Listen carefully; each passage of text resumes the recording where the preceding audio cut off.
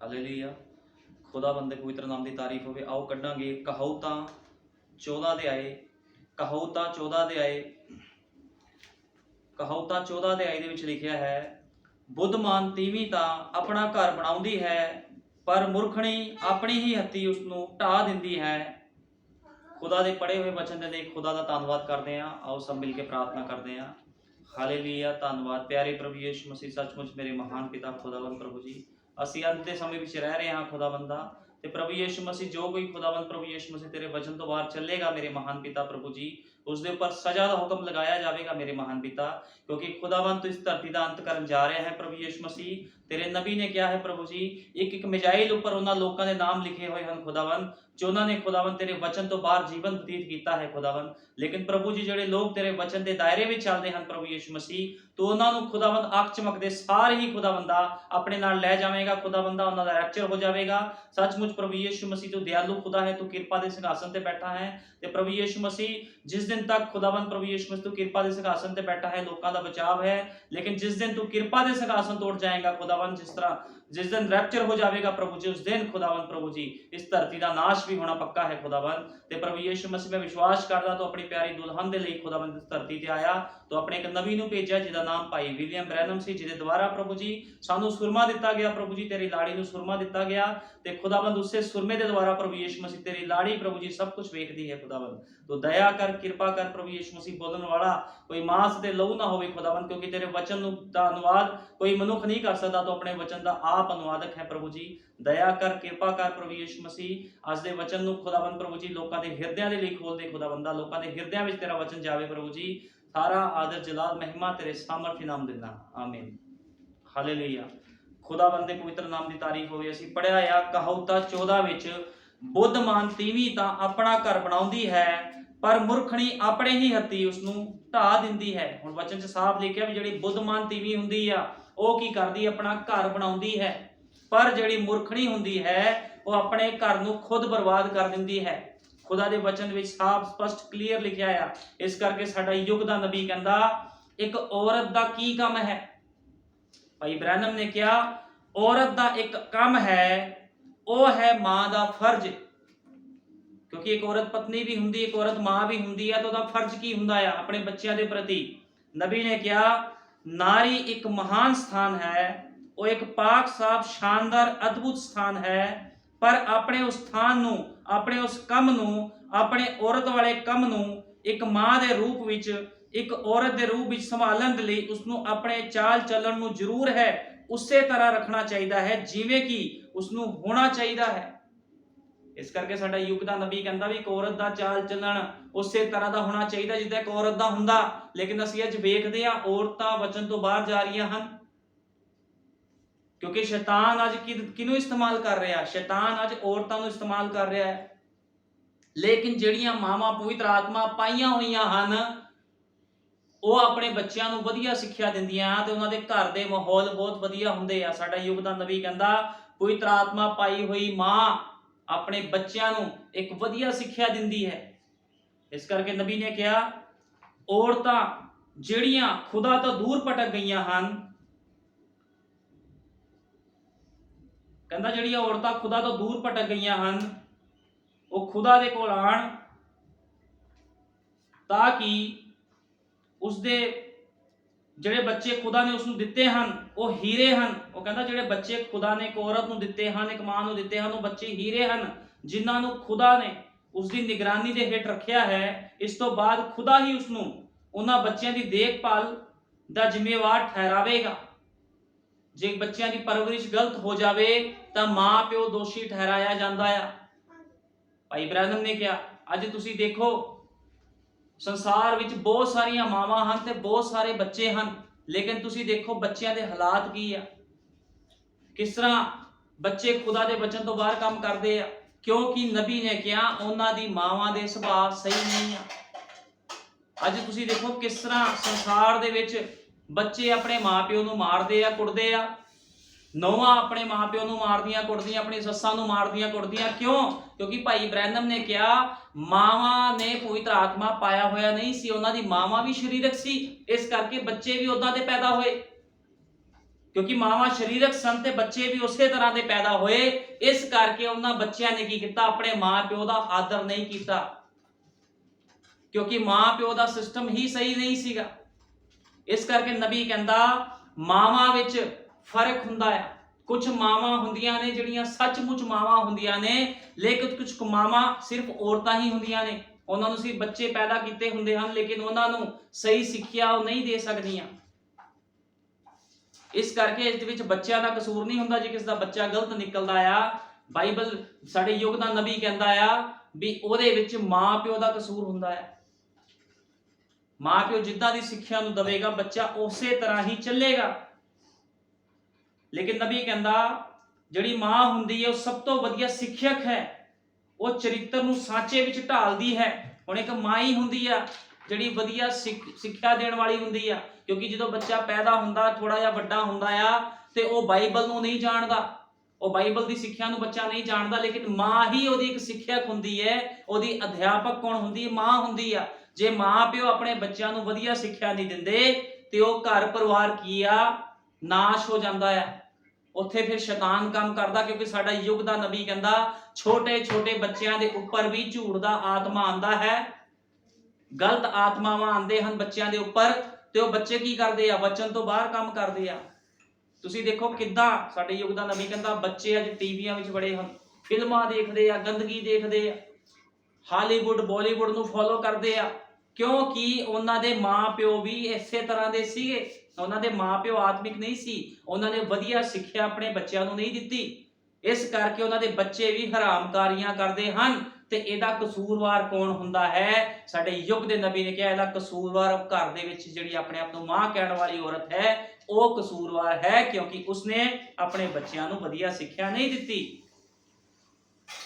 ਲੇਕਿਨ ਨਬੀ ਕਹਿੰਦਾ ਜੇ ਤੁਸੀਂ ਮਾਂ ਨੂੰ ਵੇਖਣਾ ਚਾਹੁੰਦੇ ਹੋ ਤਾਂ ਤੁਸੀਂ ਮੂਸਾ ਦੀ ਮਾਂ ਨੂੰ ਵੇਖੋ। ਠੀਕ ਇਸੇ ਕਿਸਮ ਦਾ ਵਿਸ਼ਵਾਸ ਮੂਸਾ ਦੀ ਮਾਂ ਦਾ ਸੀ। ਮੂਸਾ ਦੀ ਮਾਂ ਦਾ ਵਿਸ਼ਵਾਸ ਦੇਖੋ ਕਿੱਦਾਂ ਦਾ ਸੀਗਾ। ਉਸਨੇ ਉਸਨੂੰ ਸਿੱਖਿਆ ਦਿੱਤੀ ਸੀ ਅਤੇ ਉਸਦਾ ਪਾਲਣ ਪੋਸ਼ਣ ਫਿਰੌਨ ਦੇ ਮਹਿਲ ਵਿੱਚ ਹੀ ਕੀਤਾ ਸੀਗਾ। ਹੁਣ ਤੁਸੀਂ ਦੇਖੋ ਮੂਰਤੀ ਪੂਜਕ ਪਰਿਵਾਰ ਦੇ ਵਿੱਚ ਉਹਦੀ ਮਾਂ ਨੇ ਉਹਦਾ ਪਾਲਣ ਪੋਸ਼ਣ ਕੀਤਾ ਅਤੇ ਉਹੀ ਉਸਨੂੰ ਸਿੱਖਿਆ ਦੇ ਰਹੀ ਸੀ ਕਿ ਉਸਦਾ ਜਨਮ ਇੱਕ ਖਾਸ ਮਕਸਦ ਲਈ ਹੋਇਆ ਹੈ। ਹੁਣ ਮੂਸਾ ਨੂੰ ਫਿਰੌਨ ਦੇ ਘਰ ਦੇ ਵਿੱਚ, ਉਸ ਮੂਰਤੀ ਪੂਜਕ ਘਰ ਦੇ ਵਿੱਚ ਸਿੱਖਿਆ ਦਿੱਤੀ ਜਾ ਰਹੀ ਸੀ। ਕਿਹਦੇ ਦੁਆਰਾ? ਮਾਂ ਦੇ ਦੁਆਰਾ, ਕਿਉਂਕਿ ਮਾਂ ਖੁਦਾ ਦੇ ਵਚਨ ਵਿੱਚ ਚੱਲਣ ਵਾਲੀ ਸੀ। ਤੇ ਉਹਨੇ ਆਪਣੇ ਬੱਚੇ ਮੂਸਾ ਨੂੰ ਕਿੱਦਾਂ ਦੀ ਸਿੱਖਿਆ ਦਿੱਤੀ? ਉਸਦਾ ਜਨਮ ਇੱਕ ਖਾਸ ਮਕਸਦ ਲਈ ਹੋਇਆ ਸੀ ਅਤੇ ਯਹੋਵਾ ਨੇ ਉਸਦੀ ਪ੍ਰਾਰਥਨਾ ਦਾ ਉੱਤਰ ਦਿੱਤਾ ਸੀ ਅਤੇ ਉਹ ਉਸਦੇ ਕੋਲ ਉਸ ਤੋਂ ਚੰਗਾ ਹੋਰ ਕੋਈ ਸਿੱਖਿਅਕ ਨਹੀਂ ਹੋ ਸਕਦਾ ਸੀ। ਹੁਣ ਮੂਸਾ ਦੀ ਮਾਂ ਤੋਂ ਵਧੀਆ ਸਿੱਖਿਅਕ ਉਹਦੇ ਕੋਲ ਨਹੀਂ ਹੋ ਸਕਦਾ ਸੀਗਾ। ਉਸਨੇ ਹੀ ਮੂਸਾ ਨੂੰ ਉਸ ਚਰਿੱਤਰ ਵਿੱਚ ਢਾਲਣ ਵਿੱਚ ਮਦਦ ਕੀਤੀ ਸੀ ਜੋ ਚਰਿੱਤਰ ਮੂਸਾ ਦਾ ਸੀ। ਉਸਦੀ ਮਾਂ ਨੇ ਮਦਦ ਕੀਤੀ। ਭਾਈ ਬ੍ਰਾਹਨਮ ਨੇ ਕਿਹਾ ਮੂਸਾ ਦਾ ਜਿੱਦਾਂ ਦਾ ਚਰਿੱਤਰ ਸੀ ਉਸ ਵਿੱਚ ਢਾਲਣ ਦੀ ਮਦਦ ਉਸਦੀ ਮਾਂ ਨੇ ਕੀਤੀ। ਹਾਲਾਂਕਿ ਉਹ ਇੱਕ ਮੂਰਤੀ ਪੂਜਕ ਘਰ ਦੇ ਵਿੱਚ ਰਹਿ ਰਿਹਾ ਸੀਗਾ ਜਿੱਥੇ ਲੋਕਾਂ ਨੂੰ ਖੁਦਾ ਬਾਰੇ ਕੁਝ ਵੀ ਨਹੀਂ ਪਤਾ ਸੀਗਾ। ਇਸ ਕਰਕੇ ਨਬੀ ਕਹਿੰਦਾ ਮਾਂ ਦਾ ਬਹੁਤ ਤਗੜਾ ਮਹੱਤਵ ਘਰ ਦੇ ਵਿੱਚ ਹੁੰਦਾ ਹੈ। ਪੁਰਾਣੇ ਫੈਸ਼ਨ ਵਾਲੀ ਮਾਂ ਪਰਿਵਾਰ ਦੀ ਦੇਖਭਾਲ ਕਰਦੀ ਹੈ। ਨਬੀ ਕਹਿੰਦਾ ਪੁਰਾਣੇ ਫੈਸ਼ਨ ਵਾਲੀ ਮਾਂ ਘਰ ਦੀ ਦੇਖਭਾਲ ਕਰਦੀ ਹੈ। ਹੁਣ ਅਸੀਂ ਧਰਤੀ ਤੇ ਉਸ ਤੋਂ ਵੱਧ ਮਿੱਠਾ ਕਿਸੇ ਨੂੰ ਨਹੀਂ ਜਾਣਦੇ ਹਾਂ ਜੋ ਕਿ ਇੱਕ ਅਸਲੀ ਸੱਚੀ ਮਾਂ ਦੇ ਪ੍ਰਾਣ ਨੂੰ ਆਸ਼ੀਸ਼ ਦੇਵੇ। ਪਰ ਅੱਜ ਸਾਡੇ ਕੋਲ ਉਸਦੇ ਅਨੇਕ ਤਰੀਕੇ ਹਨ ਜੋ ਮਾਂ ਖਵਾਉਂਦੀ ਹੈ। ਕਹਿੰਦਾ ਮਾਂ ਅਲੱਗ-ਅਲੱਗ ਤਰ੍ਹਾਂ ਦੀਆਂ ਮਾਵਾਂ ਹੋ ਗਈਆਂ ਨੇ। ਨਬੀ ਦੇ ਕਹਿਣ ਦਾ ਮਤਲਬ ਹੈ ਉਹ ਮਾਂ ਨਹੀਂ ਹੈ, ਉਹ ਤਾਂ ਸਿਰਫ ਔਰਤਾਂ ਹਨ ਜਿਨ੍ਹਾਂ ਦੇ ਬੱਚੇ ਹੁੰਦੇ ਹਨ, ਪਰ ਉਹ ਮਾਂ ਨਹੀਂ ਹੁੰਦੀ। ਨਬੀ ਕਹਿੰਦਾ ਬਹੁਤ ਸਾਰੀਆਂ ਮਾਵਾਂ ਹਨ ਲੇਕਿਨ ਕੁਝ ਮਾਵਾਂ ਸਿਰਫ ਨਾਂ ਦੀਆਂ ਮਾਵਾਂ ਹੁੰਦੀਆਂ ਹਨ। ਉਹ ਸਿਰਫ ਔਰਤਾਂ ਹੁੰਦੀਆਂ ਹਨ ਜਿਨ੍ਹਾਂ ਦੇ ਬੱਚੇ ਹੁੰਦੇ ਹਨ, ਪਰ ਉਹ ਮਾਂ ਨਹੀਂ ਹੁੰਦੀ, ਕਿਉਂਕਿ ਮਾਂ ਹਮੇਸ਼ਾ ਆਪਣੇ ਬੱਚਿਆਂ ਨੂੰ ਆਤਮਿਕ ਭੋਜਨ ਦਿੰਦੀ ਹੈ।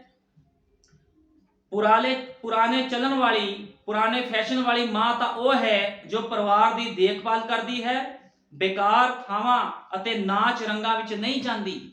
ਜਿਹੜੀ ਆਤਮਿਕ ਮਾਂ ਹੁੰਦੀ ਆ ਉਹ ਜਿੱਥੇ ਗੰਦੀ ਪਾਰਟੀਆਂ, ਭੰਗੜੇ ਪੈ ਰਹੇ ਆ, ਅਸ਼ਲੀਲ ਗਾਣੇ ਚੱਲ ਰਹੇ ਆ, ਉਸ ਸਥਾਨ ਦੇ ਵਿੱਚ ਕਦੇ ਨਹੀਂ ਜਾਂਦੀ। ਮੂਰਤੀ ਪੂਜਕ ਸਿਸਟਮ ਦੇ ਵਿੱਚ ਇੱਕ ਆਤਮਿਕ ਮਾਂ ਨਹੀਂ ਜਾਂਦੀ ਅਤੇ ਸਾਰੀ ਰਾਤ ਸਿਗਰਟਾਂ ਨਹੀਂ ਪੀਂਦੀ। ਵਚਨ ਤੋਂ ਬਾਹਰ ਕੰਮ ਨਹੀਂ ਕਰਦੀ, ਉਹ ਸ਼ਰਾਬ ਨਹੀਂ ਪੀਂਦੀ ਰਹਿੰਦੀ ਅਤੇ ਅਜਿਹੀ ਹਾਲਤ ਵਿੱਚ ਨਹੀਂ ਆਉਂਦੀ, ਉਹ ਤਾਂ ਮਾਂ ਵਰਗੇ ਪਵਿੱਤਰ ਨਾਂ ਦੇ ਕਾਬਿਲ ਤੱਕ ਨਹੀਂ ਹੈ।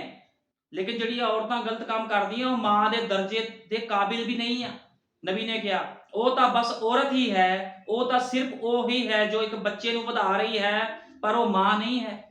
ਉਹ ਕਹਿੰਦਾ ਇੱਕ ਬੱਚੇ ਨੂੰ ਤਾਂ ਵਧਾ ਰਹੀ ਆ, ਲੇਕਿਨ ਇੱਕ ਮਾਂ ਨਹੀਂ ਹੈ, ਕਿਉਂਕਿ ਇਹਦੀ ਸਿੱਖਿਆ ਵਧੀਆ ਸਿੱਖਿਆ ਨਹੀਂ ਆ। ਲੇਕਿਨ ਜਿਹੜੀਆਂ ਆਤਮਿਕ ਮਾਵਾਂ ਹੁੰਦੀਆਂ ਹਨ ਉਹ ਆਪਣੇ ਬੱਚਿਆਂ ਨੂੰ ਹਮੇਸ਼ਾ ਵਚਨ ਵੱਲ ਲੈ ਕੇ ਜਾਂਦੀਆਂ ਹਨ। ਲੇਕਿਨ ਸਰੀਰਕ ਮਾਵਾਂ ਕੀ ਕਰਦੀਆਂ ਹਨ? ਆ ਤੁਸੀਂ ਦੇਖੋ ਬੜੇ ਮਸੀਹ ਲੋਕ ਆ, ਮਸੀਹ ਭੈਣਾਂ ਨੇ ਜਿਨ੍ਹਾਂ ਦੇ ਬੱਚੇ ਆ ਤੇ ਕੰਮ ਕੀ ਕਰ ਰਹੇ ਆ, ਕੋਈ ਭੰਗੜੇ ਪਾ ਰਿਹਾ, ਕੋਈ ਫਿਲਮਾਂ ਦੇ ਗਾਣੇ ਗਾ ਰਿਹਾ, ਕੋਈ ਕੰਨਾਂ 'ਚ ਵਾਲੀਆਂ ਪਾਈ ਜਾਂਦਾ, ਕੋਈ ਹੱਥਾਂ ਵਿੱਚ ਚੈਨਾ ਪਾਈ ਜਾਂਦਾ ਆ, ਤੇ ਫਿਰ ਉਹ ਕਹਿੰਦੇ ਜੀ ਅਸੀਂ ਬੜੇ ਆਤਮਿਕ ਆ। ਉਹ ਆਤਮਿਕ ਮਾਵਾਂ ਨਹੀਂ ਹਨ। ਨਬੀ ਕਹਿੰਦਾ ਉਹ ਇੱਕ ਵਿਗੜੀ ਹੋਈ ਮਾਂ ਹੈ, ਜਿਹੜੀ ਖੁਦ ਵੀ ਵਿਗੜੀ ਹੈ ਤੇ ਉਹਦੇ ਬੱਚੇ ਵੀ ਵਿਗੜੇ ਹੋਏ ਹਨ, ਪਰ ਉਹ ਮਾਂ ਨਹੀਂ ਹੈ, ਕਿਉਂਕਿ ਮਾਂ ਦੇ ਲਈ ਤਾਂ ਇਸ ਦਾ ਕੁਝ ਅਲੱਗ ਹੀ ਮਤਲਬ ਹੁੰਦਾ ਹੈ। ਕਹਿੰਦਾ ਮਾਂ ਦੇ ਲਈ ਤਾਂ ਇਸ ਦਾ ਇੱਕ ਅਲੱਗ ਹੀ ਮਤਲਬ ਹੁੰਦਾ ਹੈ। ਇਸ ਕਰਕੇ ਜਿਹੜੀ ਮਾਂ ਹੁੰਦੀ ਆ, ਮਾਂ ਤੋਂ ਵੱਡਾ ਸ਼ਿਕਸ਼ਕ ਕੋਈ ਨਹੀਂ ਹੁੰਦਾ। ਲੇਕਿਨ ਜੇ ਮਾਂ ਆਤਮਿਕ ਨਾ ਹੋਵੇ, ਉਹ ਸਰੀਰ ਦੇ ਨਾਲ ਭਰੀ ਹੋਵੇ, ਤੇ ਉਹਦੇ ਬੱਚੇ ਵੀ ਸਰੀਰਕ ਹੀ ਹੁੰਦੇ ਆ। ਫਿਰ ਉਹ ਆਸ ਨਾ ਰੱਖੇ ਵੀ ਉਹਦੇ ਬੱਚੇ ਉਹਦੀ ਇੱਜ਼ਤ ਕਰਨ ਕਦੇ, ਕਿਉਂਕਿ ਬਾਈਬਲ ਬਿਆਨ ਕਰਦੀ ਜੋ ਤੁਸੀਂ ਬੀਜੋਗੇ ਸੋਈਓ ਤੁਸੀਂ ਵੱਢੋਗੇ। ਤੁਸੀਂ ਦੇਖੋ ਅੱਜ ਘਰਾਂ ਪਰਿਵਾਰਾਂ 'ਚ ਕਿਸ ਤਰ੍ਹਾਂ ਸਿਸਟਮ ਚੱਲ ਰਹੇ ਹਨ, ਕਿਸ ਤਰ੍ਹਾਂ ਬੱਚੇ ਆਪਣੇ ਮਾਂ-ਪਿਓ ਦੇ ਵਿਰੁੱਧ ਹੋ ਜਾਂਦੇ ਹਨ। ਕਿਉਂ ਹੋ ਰਿਹਾ? ਕਿਉਂਕਿ ਨਬੀ ਕਹਿੰਦਾ ਮਾਂ-ਪਿਓ ਆਤਮਿਕ ਨਹੀਂ ਸੀ, ਮਾਂ-ਪਿਓ ਸਰੀਰ ਦੇ ਨਾਲ ਭਰੇ ਹੋਏ ਸੀਗੇ।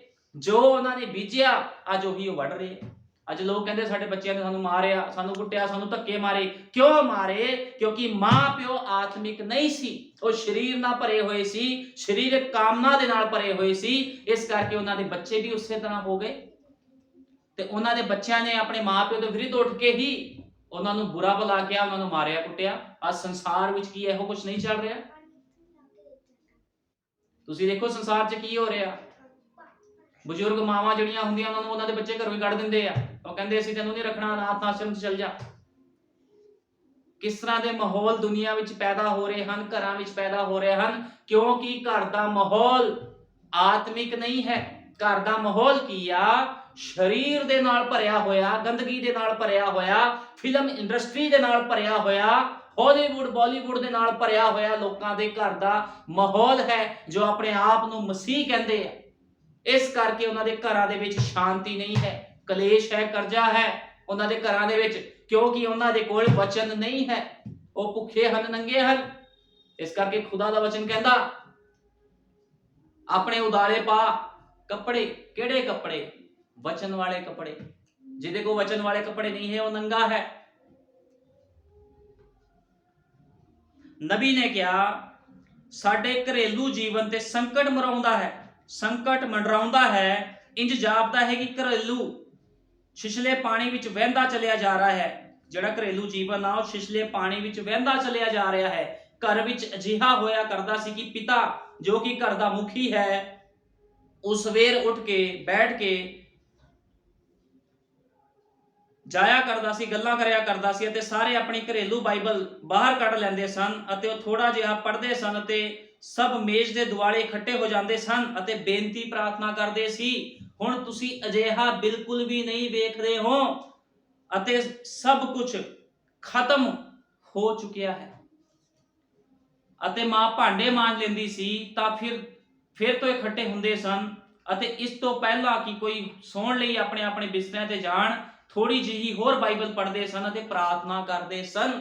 ਲੇਕਿਨ ਅੱਜ ਇਸ ਤਰ੍ਹਾਂ ਬਿਲਕੁਲ ਵੀ ਨਹੀਂ ਹੈ, ਕਿਉਂਕਿ ਲੋਕਾਂ ਦੇ ਅੰਦਰ ਵਚਨ ਨਹੀਂ ਹੈ। ਲੋਕ ਬਿਜ਼ੀ ਹੋ ਚੁੱਕੇ ਹਨ ਕਾਹਦੇ ਵਿੱਚ? ਸਰੀਰਕ ਕੰਮਾਂ ਦੇ ਵਿੱਚ। ਲੇਕਿਨ ਖੁਦਾਵੰਦ ਅੱਜ ਲੋਕੀ ਕਹਿੰਦੇ ਸਾਡੇ ਕੋਲ ਟਾਈਮ ਨਹੀਂ ਆ, ਅਸੀਂ ਪੈਸਾ ਕਮਾਣਾ।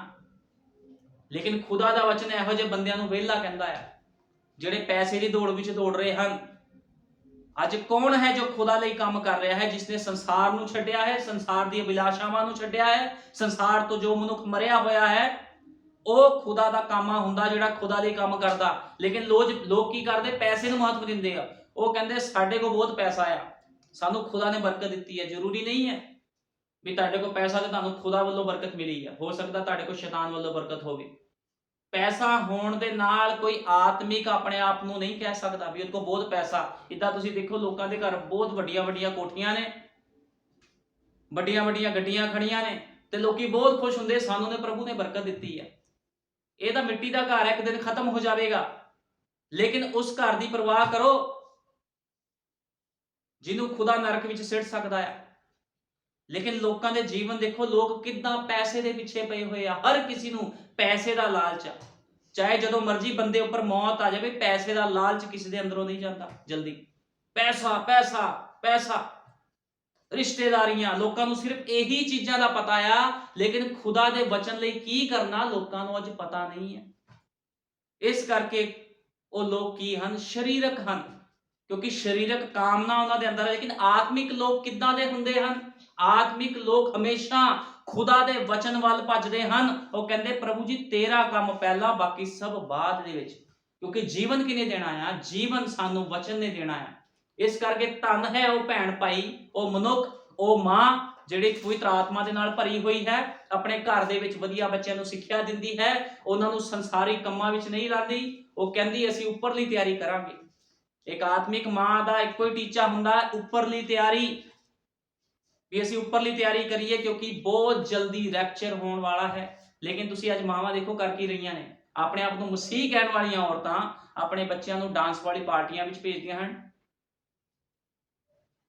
ਉਹਨਾਂ ਨੂੰ ਟਿਊਸ਼ਨ ਭੇਜਦੀਆਂ ਹਨ ਜਿੱਥੇ ਕਿ ਡਾਂਸ ਸਿਖਾਇਆ ਜਾਂਦਾ ਹੈ, ਗੰਦਗੀ ਸਿਖਾਈ ਜਾਂਦੀ ਹੈ, ਤੇ ਬੱਚਾ ਕੀ ਲਵੇਗਾ? ਫਿਰ ਸਰੀਰਕ ਚੀਜ਼ਾਂ ਨੂੰ ਆਪਣੇ ਅੰਦਰ ਲਵੇਗਾ। ਇਹੋ ਜੀ ਮਾਵਾਂ ਨਹੀਂ ਹਨ, ਉਹ ਸਿਰਫ ਔਰਤਾਂ ਹਨ ਜੋ ਆਪਣੇ ਬੱਚਿਆਂ ਨੂੰ ਵਧਾ ਰਹੀਆਂ ਹਨ। ਕਾਹਦੇ ਵਿੱਚ? ਪਾਪ ਦੇ ਵਿੱਚ। ਲੇਕਿਨ ਆਤਮਿਕ ਮਾਂ ਹਮੇਸ਼ਾ ਆਪਣੇ ਬੱਚੇ ਨੂੰ ਵਚਨ ਦੇ ਅਨੁਸਾਰ ਜੀਵਨ ਬਤੀਤ ਕਰਨਾ ਸਿਖਾਉਂਦੀ ਹੈ। ਇਸ ਕਰਕੇ ਨਬੀ ਕਹਿੰਦਾ ਮਾਂ ਦਾ ਬਹੁਤ ਵੱਡਾ ਮਹੱਤਵ ਹੁੰਦਾ ਹੈ। ਤੁਸੀਂ ਮੈਨੂੰ ਬਸ ਆਪਣੇ ਘਰ ਦੇ ਅੰਦਰ ਜਾਣ ਦਿਓ। ਨਬੀ ਕਹਿੰਦਾ ਜੇ ਕਿਸੇ ਦੇ ਘਰ ਦਾ ਮਾਹੌਲ ਵੇਖਣਾ ਆ, ਉਹਦੇ ਘਰ ਦੇ ਅੰਦਰ ਚਲ ਜਾਓ।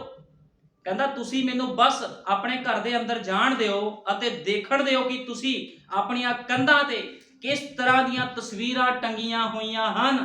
ਮੈਨੂੰ ਆਪਣੇ ਘਰ ਜਾਂ ਆਪਣੇ ਦਫ਼ਤਰ ਦੇ ਅੰਦਰ ਜਾਣ ਦਿਓ ਅਤੇ ਇਹ ਵੇਖਣ ਦਿਓ ਕਿ ਤੁਸੀਂ ਕਿਸ ਤਰ੍ਹਾਂ ਦਾ ਸੰਗੀਤ ਸੁਣਦੇ ਹੋ। ਨਬੀ ਕਹਿੰਦਾ ਤੁਹਾਡੇ ਘਰ 'ਚ ਕਿੱਦਾਂ ਦੀ ਤਸਵੀਰਾਂ ਟੰਗੀਆਂ, ਤੁਸੀਂ ਕਿੱਦਾਂ ਦਾ ਸੰਗੀਤ ਸੁਣਦੇ ਹੋ, ਸਮਝੇ? ਤੁਸੀਂ ਕੀ ਪੜ੍ਹਦੇ ਹੋ, ਤੁਸੀਂ ਕੀ ਵੇਖਦੇ ਹੋ, ਇਹ ਸਭ ਵੇਖ ਕੇ ਮੈਂ ਚੰਗੀ ਤਰ੍ਹਾਂ ਦੱਸ ਸਕਦਾ ਹਾਂ ਕਿ ਤੁਹਾਡੇ ਅੰਦਰ ਕੀ ਹੈ। ਇੱਕ ਮਨੁੱਖ ਦੀ ਆਦਤਾਂ ਵੇਖ ਕੇ ਦੱਸਿਆ ਜਾ ਸਕਦਾ ਹੈ ਕਿ ਉਸ ਮਨੁੱਖ ਦੇ ਅੰਦਰ ਕੀ ਆ। ਉਹ ਕਿੱਦਾਂ ਦੇ ਗਾਣੇ ਸੁਣਦਾ, ਕੀ ਉਹ ਖੁਦਾ ਦੇ ਗਾਣੇ ਸੁਣਦਾ, ਕਿ ਉਹਦੇ ਘਰ ਵਿੱਚ ਖੁਦਾ ਦੇ ਵਚਨ ਲਿਖੇ ਹੋਏ ਨੇ, ਘਰ ਦੇ ਵਿੱਚ ਖੁਦਾ ਦੇ ਵਚਨ ਟੰਗੇ ਹੋਏ ਆ ਉਹਦੇ, ਜਾਂ ਫਿਰ ਫਿਲਮ ਸਟਾਰਾਂ ਦੀਆਂ ਫੋਟੋਆਂ ਟੰਗੀਆਂ ਹੋਈਆਂ ਹਨ, ਜਾਂ ਫਿਰ ਉਹ ਹਾਲੀਵੁੱਡ ਬਾਲੀਵੁੱਡ ਦੇ ਗਾਣੇ ਸੁਣਦਾ ਆ ਕੋਈ ਮਨੁੱਖ ਤੇ ਉਹਦੇ ਵਿੱਚ ਗੰਦਗੀ ਹੈ ਫਿਰ।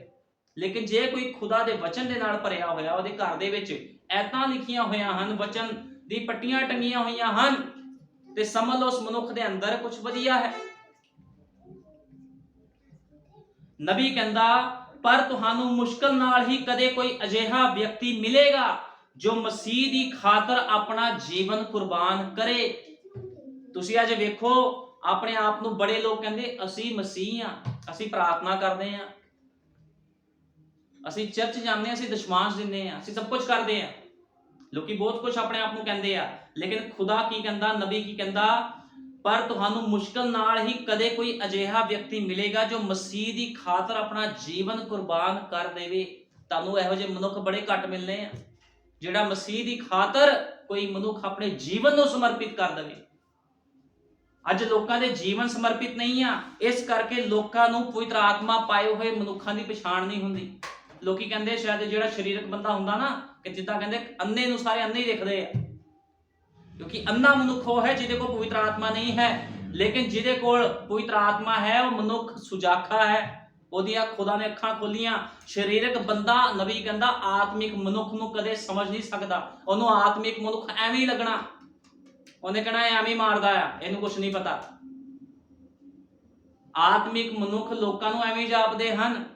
ਇਸ ਕਰਕੇ ਨਬੀ ਕਹਿੰਦਾ ਮੁਸ਼ਕਲ ਨਾਲ ਹੀ ਕੋਈ ਇਹੋ ਜਿਹਾ ਵਿਅਕਤੀ ਮਿਲੇਗਾ ਜੋ ਮਸੀਹ ਦੀ ਖਾਤਰ ਆਪਣਾ ਜੀਵਨ ਕੁਰਬਾਨ ਕਰ ਦੇਵੇ। ਤੁਹਾਨੂੰ ਸਾਰੇ ਪਾਸੇ ਦੋਗਲੇ ਮਿਲਨੇ ਆ, ਜਿੱਥੇ ਮਰਜ਼ੀ ਚੱਲ ਜਾਓ ਤੁਹਾਨੂੰ ਕੋਈ ਆਤਮਿਕ ਨਹੀਂ ਮਿਲਣਾ।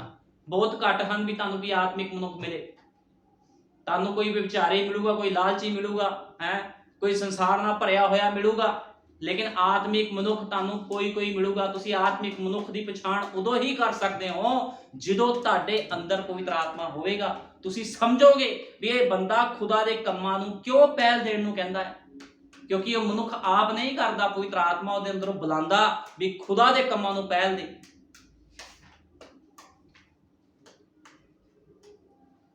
और नबी ने क्या, ਅਸੀਂ ਕਿੰਨੇ ਭਿਅੰਕਰ ਸਮੇਂ ਵਿੱਚ ਰਹਿ ਰਹੇ ਹਾਂ। ਨਬੀ ਕਹਿੰਦਾ ਅਸੀਂ ਬੜੇ ਹੀ ਭਿਅੰਕਰ ਸਮੇਂ ਦੇ ਵਿੱਚ ਰਹਿ ਰਹੇ ਹਾਂ। ਆਪਣੇ ਚਾਰੇ ਪਾਸੇ ਨਿਗਾਹ ਮਾਰ ਕੇ ਪਾਪ ਨੂੰ ਤਾਂ ਵੇਖੋ। ਉਹ ਕਹਿੰਦਾ ਅਸੀਂ ਬੜੇ ਭਿਅੰਕਰ ਸਮੇਂ ਵਿੱਚ ਰਹਿ ਰਹੇ ਹਾਂ। ਕਹਿੰਦਾ ਚਾਰੇ ਪਾਸੇ ਵੇਖੋ ਪਾਪ ਹੀ ਪਾਪ ਹੈ, ਉਸ ਤੇ ਜਰਾ ਨਿਗਾਹ ਤਾਂ ਪਾਓ। ਉਹ ਹਾਂ, ਤੁਸੀਂ ਪ੍ਰਾਰਥਨਾ ਸਭਾ ਵਿੱਚ ਨਹੀਂ ਜਾ ਸਕਦੇ ਹੋ, ਉਹ ਬਹੁਤ ਗਰਮੀ ਹੈ, ਬਹੁਤ ਠੰਡ ਹੈ। खैर कुछ भी होवे, प्रचारक ਤਾਂ ਬਹੁਤ ਜ਼ਿਆਦਾ ਦੇਰ ਤੱਕ ਪ੍ਰਚਾਰ ਕਰਦਾ ਹੈ। ਹੁਣ ਲੋਕ ਕੀ ਕਹਿੰਦੇ ਆ, ਗਰਮੀ ਆ ਗਈ, ਬੜੀ ਗਰਮੀ, ਅਸੀਂ ਚਰਚ ਨਹੀਂ ਜਾ ਸਕਦੇ। ਠੰਡ ਆ ਗਈ, ਸਾਨੂੰ ਠੰਡ ਲੱਗਦੀ, ਅਸੀਂ ਚਰਚ ਨਹੀਂ ਜਾ ਸਕਦੇ। ਨਬੀ ਕਹਿੰਦਾ ਕਿੰਨੇ ਭਿਅੰਕਰ ਸਮੇਂ ਵਿੱਚ ਅਸੀਂ ਰਹਿ ਰਹੇ ਹਾਂ, ਸਾਨੂੰ ਪਤਾ ਹੋਣਾ ਚਾਹੀਦਾ ਹੈ। ਪਰ ਤੁਸੀਂ ਆਪਣੇ ਸਿਰ ਉਸ ਪੁਰਾਣੇ ਸ਼ੈਤਾਨ ਦੇ ਟੈਲੀਵਿਜ਼ਨ ਵਿੱਚ ਜਾਂ ਦਿਨ ਰਾਤ ਵਾੜ ਕੇ ਰੱਖ ਸਕਦੇ ਹੋ। ਕਹਿੰਦਾ ਤੁਸੀਂ ਉਸ ਸ਼ੈਤਾਨ ਜਿਹੜਾ ਕਿ ਟੈਲੀਵਿਜ਼ਨ ਆ, ਟੀਵੀ ਹੈ ਜਿਹੜਾ ਸ਼ੈਤਾਨ, ਕਹਿੰਦਾ ਉਹਦੇ ਵਿੱਚ ਤੁਸੀਂ ਦਿਨ ਰਾਤ ਵੜ ਕੇ ਰਹਿ ਸਕਦੇ ਹੋ। ਤੁਸੀਂ ਕਹਿੰਦਾ ਉਹਨਾਂ ਛੋਟੇ ਬੱਚਿਆਂ ਨੂੰ ਵੇਖੋ। ਅੱਜ ਲੋਕ ਕੀ ਕਰਦੇ ਆ, ਸਾਡਾ ਸੀਰੀਅਲ ਚੱਲਣਾ, ਅਸੀਂ ਚਰਚ ਨਹੀਂ ਜਾਣਾ। ਅੱਜ ਫਿਲਮ ਆਣੀ, ਅਸੀਂ ਚਰਚ ਨਹੀਂ। ਇਹ ਕਿਹੜੇ ਲੋਕ ਆ? ਇਹ ਖੁਦਾ ਦੀ ਸੰਤਾਨਾਂ ਨਹੀਂ ਹਨ, ਇਹ ਸੱਪ ਦੀਆਂ ਸੰਤਾਨਾਂ ਨੇ। ਕਿਉਂਕਿ ਖੁਦਾ ਦੀਆਂ ਸੰਤਾਨਾਂ ਕੀ ਕਰਦੀਆਂ, ਖੁਦਾ ਦੇ ਵਚਨ ਨੂੰ ਪਹਿਲ ਦਿੰਦੀਆਂ ਹਨ। ਲੇਕਿਨ ਸੱਪ ਦੀਆਂ ਸੰਤਾਨਾਂ ਕਦੇ ਖੁਦਾ ਦੇ ਵਚਨ ਨੂੰ ਪਹਿਲ ਨਹੀਂ ਦੇਣਗੀਆਂ। ਇਸ ਕਰਕੇ ਨਬੀ ਕਹਿੰਦਾ ਵੀ ਲੋਕ ਅੱਜ ਭਟਕ ਚੁੱਕੇ ਹਨ। ਅਸੀਂ ਬੜੇ ਭਿਆਨਕ ਯੁੱਗ ਦੇ ਵਿੱਚ ਰਹਿ ਰਹੇ ਹਾਂ। और नबी ने ਕਿਹਾ खुदा ਦੇ ਦਾਸ ਸੇਵਕ ਦਾ ਆਦਰ ਕੀਤਾ ਜਾਵੇ। ਅੱਜ ਲੋਕ ਖੁਦਾ ਦੇ ਸੇਵਕਾਂ ਦਾ ਆਦਰ ਨਹੀਂ ਕਰਦੇ। ਨਬੀ ਨੇ ਕਿਹਾ ਯਾਦ ਰੱਖੋ, ਅਲੀਸ਼ਾ ਗੁੱਸੇ ਵਾਲਾ ਵਿਅਕਤੀ ਸੀ। ਅਲੀਸ਼ਾ ਕੌਣ ਸੀ? ਇੱਕ ਗੁੱਸੇ ਵਾਲਾ ਵਿਅਕਤੀ ਸੀਗਾ। ਅੱਜ ਲੋਕ ਕਹਿ ਦਿੰਦੇ ਆ ਪਾਸਟਰ ਨੂੰ ਗੁੱਸਾ ਨਹੀਂ ਆਣਾ ਚਾਹੀਦਾ। ਤੁਹਾਨੂੰ ਪਤਾ ਯੀਸ਼ੂ ਮਸੀਹ ਨੇ ਜਦੋਂ ਕੋੜਾ ਬਣਾਇਆ ਸੀ ਹੈਕਲ ਦੇ ਵਿੱਚ, ਉਹਨੂੰ ਵੀ ਗੁੱਸਾ ਆਇਆ ਸੀਗਾ। ਉਸਨੇ ਕਿਹਾ, ਨਬੀ ਕਹਿੰਦਾ ਉਹ ਗੁੱਸੇ ਵਾਲਾ ਵਿਅਕਤੀ ਸੀ ਅਤੇ ਕੁਝ ਬੱਚੇ ਉਸ ਦਾ ਮਜ਼ਾਕ ਉਡਾਉਣ ਲੱਗੇ ਕਿਉਂਕਿ ਉਹ ਗੰਜਾ ਸੀ। ਆਓ ਅਸੀਂ ਪੜਾਂਗੇ ਦੂਸਰਾ ਰਾਜਾ 2:23। ਦੂਜਾ ਰਾਜਾ 2:23 ਅਸੀਂ ਪੜਾਂਗੇ। ਦੂਸਰਾ ਰਾਜਾ 2:23 ਦੇ ਵਿੱਚ ਲਿਖਿਆ ਆ, ਉਹ ਉੱਥੋਂ ਬੇਤੇਲ ਨੂੰ ਉਤਾਹਾਂ ਤੁਰ ਪਿਆ। ਔਰ ਜਦੋਂ ਰਾਹੇ ਰਾਹ ਤੁਰਿਆ ਜਾਂਦਾ ਸੀ ਤਾਂ ਕੁਝ ਮੁੰਡੇ ਸ਼ਹਿਰੋਂ ਬਾਹਰ ਨਿਕਲੇ ਅਤੇ ਠੱਠਾ ਕਰਕੇ ਉਸ ਨੂੰ ਆਖਿਆ, ਚੜਿਆ ਜਾ ਗੰਜੇ ਸਿਰ ਵਾਲਿਆ, ਚੜਿਆ ਜਾ। ਹੁਣ ਗੱਲ ਹੋ ਰਹੀ ਹੈ ਸਥਾਨ ਦੇ ਵਿੱਚ ਨਬੀ ਦੀ। ਅਲੀਸ਼ਾ ਨਬੀ ਤੁਰਿਆ ਜਾ ਰਿਹਾ ਸੀ ਤੇ ਕੁਝ ਸ਼ਰਾਰਤੀ ਬੱਚੇ ਜਿਨ੍ਹਾਂ ਦੀ ਸਿੱਖਿਆ ਵਧੀਆ ਨਹੀਂ ਸੀ, ਜਿਨ੍ਹਾਂ ਨੂੰ ਇਹ ਸਿਖਾਇਆ ਨਹੀਂ ਸੀ ਉਹਨਾਂ ਦੀ ਮਾਵਾਂ ਨੇ ਕਿ ਇੱਕ ਨਬੀ ਦਾ, ਇੱਕ ਸੇਵਕ ਦਾ ਆਦਰ ਕਿੱਦਾਂ ਕਰੀਦਾ ਆ, ਤੇ ਉਹਨਾਂ ਨੇ ਇਹ ਅਲੀਸ਼ਾ ਦਾ ਮਜ਼ਾਕ ਉਡਾਇਆ। ਉਸਨੇ ਉਹਨਾਂ ਨੂੰ ਉਹ ਆਖਿਆ, ਚੜਿਆ ਜਾ ਗੰਜੇ ਸਿਰ ਵਾਲਿਆ, ਚੜਿਆ ਜਾ ਗੰਜੇ ਸਿਰ ਵਾਲਿਆ। ਅਤੇ ਜਦ ਉਸਨੇ ਪਿੱਛੇ ਮੁੜ ਕੇ ਉਹਨਾਂ ਨੂੰ ਵੇਖਿਆ ਤਾਂ ਉਸਨੇ ਯਹੋਵਾ ਦਾ ਨਾਮ ਲੈ ਕੇ ਉਹਨਾਂ ਨੂੰ ਸ਼ਰਾਪ ਦਿੱਤਾ ਤੇ ਬੜ ਵਿੱਚੋਂ 2 ਰਿਛੜੀਆਂ ਨਿਕਲੀਆਂ ਅਤੇ ਉਹਨਾਂ ਵਿੱਚੋਂ 42 ਮੁੰਡਿਆਂ ਨੂੰ ਪਾੜ ਛੱਡਿਆ। ਉੱਥੋਂ ਕਰਮਲ ਪਹਾੜ ਨੂੰ ਗਿਆ ਔਰ ਉੱਥੋਂ ਉਹ ਸਾਮਰੀਆਂ ਨੂੰ ਮੁੜ ਆਇਆ। ਹੁਣ ਦੇਖੋ 42 ਮੁੰਡਿਆਂ ਨੂੰ ਕੀ ਕੀਤਾ, ਪਾੜ ਛੱਡਿਆ ਰਿਛੜੀਆਂ ਨੇ। ਹੁਣ ਇਹ ਵੀ ਤਾਂ ਖੁਦਾ ਦਾ ਸੇਵਕ ਸੀ, ਨੇ ਸ਼ਰਾਪ ਦਿੱਤਾ। ਇਹਨੇ ਸ਼ਰਾਪ ਦਿੱਤਾ ਉਹਨਾਂ ਬੱਚਿਆਂ ਨੂੰ ਜਿਹੜੇ ਵਚਨ ਤੋਂ ਬਾਹਰ ਤੁਰੇ ਫਿਰ ਰਹੇ ਸੀਗੇ। ਹੁਣ ਨਬੀ ਕਹਿੰਦਾ ਉਹਨਾਂ ਨੇ ਉਸ ਦਾ ਮਜ਼ਾਕ ਉਡਾਇਆ ਅਤੇ ਉਸਨੇ ਉਹਨਾਂ ਬੱਚਿਆਂ ਨੂੰ ਸ਼ਰਾਪ ਦਿੱਤਾ। ਅਜਿਹਾ ਉਹਨਾਂ ਦੇ ਬੱਚਿਆਂ ਦੇ ਕਾਰਨ ਨਹੀਂ ਹੋਇਆ ਸੀ, ਇਹ ਤਾਂ ਉਹਨਾਂ ਦੇ ਮਾਂ-ਪਿਓ ਦੇ ਕਾਰਨ ਹੋਇਆ ਸੀ ਜਿਨ੍ਹਾਂ ਨੇ ਆਪਣੇ ਬੱਚਿਆਂ ਦੀ ਦੇਖਭਾਲ ਕਰਦਿਆਂ ਖੁਦਾ ਦਾ ਆਦਰ ਕਰਨਾ ਨਹੀਂ ਸਿਖਾਇਆ। ਕਹਿੰਦਾ ਬੱਚਿਆਂ ਦੀ ਗਲਤੀ ਨਹੀਂ ਸੀ, ਭਾਈ ਇਬਰਾਹਿਮ ਨੇ ਕਿਹਾ ਉਹਨਾਂ ਦੇ ਮਾਂ-ਪਿਓ ਦੀ ਗਲਤੀ ਸੀ ਜਿਨ੍ਹਾਂ ਨੇ ਆਪਣੇ ਬੱਚਿਆਂ ਨੂੰ ਇੱਕ ਸੇਵਕ ਦਾ ਆਦਰ ਕਰਨਾ ਨਹੀਂ ਸਿਖਾਇਆ। ਅਜਿਹਾ ਇਸੇ ਕਰਕੇ ਹੋਇਆ ਸੀ, ਉਹਨਾਂ ਮਾਤਾ ਪਿਤਾਵਾਂ ਨੂੰ ਆਪਣੇ ਬੱਚੇ ਰਵਾਣੇ ਪਏ। ਹੁਣ ਨਬੀ ਕਹਿੰਦਾ ਉਹਨਾਂ ਮਾਤਾ ਪਿਤਾਵਾਂ ਨੂੰ ਆਪਣੇ ਬੱਚੇ ਰਵਾਣੇ ਪਏ। ਰੋਏ ਤਾਂ ਜਦੋਂ ਰਿਛੜੀਆਂ ਨੇ ਹਮਲਾ ਕੀਤਾ, ਰੋਣਾ ਹੀ ਸੀਗਾ। ਫਿਰ ਕਿਉਂਕਿ ਮਾਤਾ ਭਾਲੂ ਨੇ ਉਹਨਾਂ ਵਿੱਚੋਂ 42 ਬੱਚਿਆਂ ਨੂੰ ਜਾਨੋਂ ਮਾਰ ਸੁੱਟਿਆ ਸੀ। ਹੁਣ ਜਾਨੋਂ ਮਾਰ ਸੁੱਟਿਆ, ਜਿਹੜੇ ਬਚ ਗਏ ਉਹ ਰੋਂਦੇ ਫਿਰਦੇ ਸੀਗੇ ਵੀ ਸਾਡੀ ਜਾਨ ਬਚ ਗਈ ਹੈ, ਲੇਕਿਨ 42 ਬੱਚੇ ਫਿਰ ਮਾਰ ਛੱਡੇ। ਜ਼ਰੂਰ ਹੀ 100 ਜਾਂ ਉਸ ਤੋਂ ਜ਼ਿਆਦਾ ਬੱਚੇ ਅਲੀਸ਼ਾ ਨੂੰ ਚਿੜਾਉਂਦੇ ਹੋਏ ਉਸਦੇ ਪਿੱਛੇ ਭੱਜ ਰਹੇ ਸੀ। ਨਬੀ ਕਹਿੰਦਾ 100 ਜਾਂ ਉਸ ਤੋਂ ਵੱਧ ਬੱਚੇ ਹੋਣੇ ਆ ਜਿਹੜੇ ਅਲੀਸ਼ਾ ਦਾ ਮਜ਼ਾਕ ਉਡਾ ਰਹੇ ਸੀ, ਨਬੀ ਦਾ ਇੱਕ ਸੇਵਕ ਦਾ ਮਜ਼ਾਕ ਉਡਾ ਰਹੇ ਸੀ। 100 120 ਬੱਚੇ ਹੋਣੇ ਆ ਜਿਹਦੇ ਵਿੱਚੋਂ 42 ਬੱਚਿਆਂ ਨੂੰ ਰਿਛਣੀਆਂ ਨੇ ਮਾਰ ਸੁੱਟਿਆ ਸੀ। 42 ਨਹੀਂ ਸੀ ਇਕੱਲੇ, 100 ਤੋਂ ਜ਼ਿਆਦਾ ਬੱਚੇ ਸੀਗੇ। ਰਿਛਣੀਆਂ ਦੇ ਹੱਥ 42 ਆਏ, ਇੱਕ ਇੱਕ ਕਰਕੇ ਉਹਨਾਂ ਨੇ ਬੜੇ ਕ੍ਰੋਧ ਦੇ ਨਾਲ ਬੱਚਿਆਂ ਨੂੰ ਮਾਰ ਸੁੱਟਿਆ। ਕਿਉਂ? ਕਿਉਂਕਿ ਨਬੀ ਕਹਿੰਦਾ ਉਹਨਾਂ ਦੇ ਮਾਪਿਓ ਨੇ ਆਪਣੇ ਬੱਚਿਆਂ ਨੂੰ ਸਿੱਖਿਆ ਵਧੀਆ ਨਹੀਂ ਸੀ ਦਿੱਤੀ ਵੀ ਇੱਕ ਸੇਵਕ ਦਾ, ਇੱਕ ਨਬੀ ਦਾ ਆਦਰ ਕਿੱਦਾਂ ਕਰੀਦਾ। ਅਤੇ ਉਹ ਉਸ ਸਾਮਰੀਆਂ ਤੋਂ ਹੋ ਕੇ ਜਾ ਰਿਹਾ ਸੀ ਜਿੱਥੇ ਉਹਨਾਂ ਨੇ ਅਤੇ ਨਬੀ ਨੇ ਲੰਬੇ ਸਮੇਂ ਤੱਕ ਵਚਨ ਪ੍ਰਚਾਰ ਕੀਤਾ ਸੀਗਾ। ਹੁਣ ਦੇਖੋ ਕਿਸ ਤਰ੍ਹਾਂ ਗਲਤ ਸਿੱਖਿਆ ਕਰਕੇ ਉਹ ਬੱਚੇ ਮਾਰੇ ਗਏ। ਕਸੂਰ ਬੱਚਿਆਂ ਦਾ ਨਹੀਂ ਸੀਗਾ, ਕਸੂਰ ਮਾਪਿਓ ਦਾ ਸੀਗਾ। ਅੱਜ ਮਾਪਿਓ ਕਹਿੰਦੇ ਆ ਸਾਡੇ ਬੱਚੇ ਸਾਡੇ ਨਾਲ ਬਦਤਮੀਜ਼ੀ ਕਰਦੇ ਆ। ਤੁਸੀਂ ਕੀ ਆਪਣੇ ਬੱਚਿਆਂ ਨੂੰ ਕਦੇ ਵਧੀਆ ਸਿੱਖਿਆ ਦਿੱਤੀ ਸੀ? ਜੋ ਤੁਸੀਂ ਬੀਜਿਆ ਸੋਹੀ ਤੁਸੀਂ ਵੱਢ ਰਹੇ ਹੋ। ਜਿੱਦਾਂ ਤੁਸੀਂ ਦੇਖੋ ਲੋਕ ਕਹਿ ਦਿੰਦੇ ਆ ਸਾਡੇ ਬੱਚੇ ਸਾਡੇ ਤੇ ਹੱਥ ਪੈਰ ਚੱਕਦੇ ਆ, ਸਾਨੂੰ ਧੱਕੇ ਮਾਰਦੇ ਆ, ਸਾਨੂੰ ਬੁਰਾ ਭਲਾ ਬੋਲਦੇ ਆ, ਕਿਉਂਕਿ ਤੁਸੀਂ ਤੁਹਾਡੇ ਕੋਲ ਡਾਂਗ ਹੀ ਨਹੀਂ ਸੀਗੀ। ਤੁਹਾਡੇ ਕੋਲ ਵਚਨ ਦੀ ਡਾਂਗ ਹੁੰਦੀ ਤਾਂ ਤੁਸੀਂ ਫੇਰਦੇ, ਸੁਧਾਰਦੇ ਆਪਣੇ ਬੱਚਿਆਂ ਨੂੰ।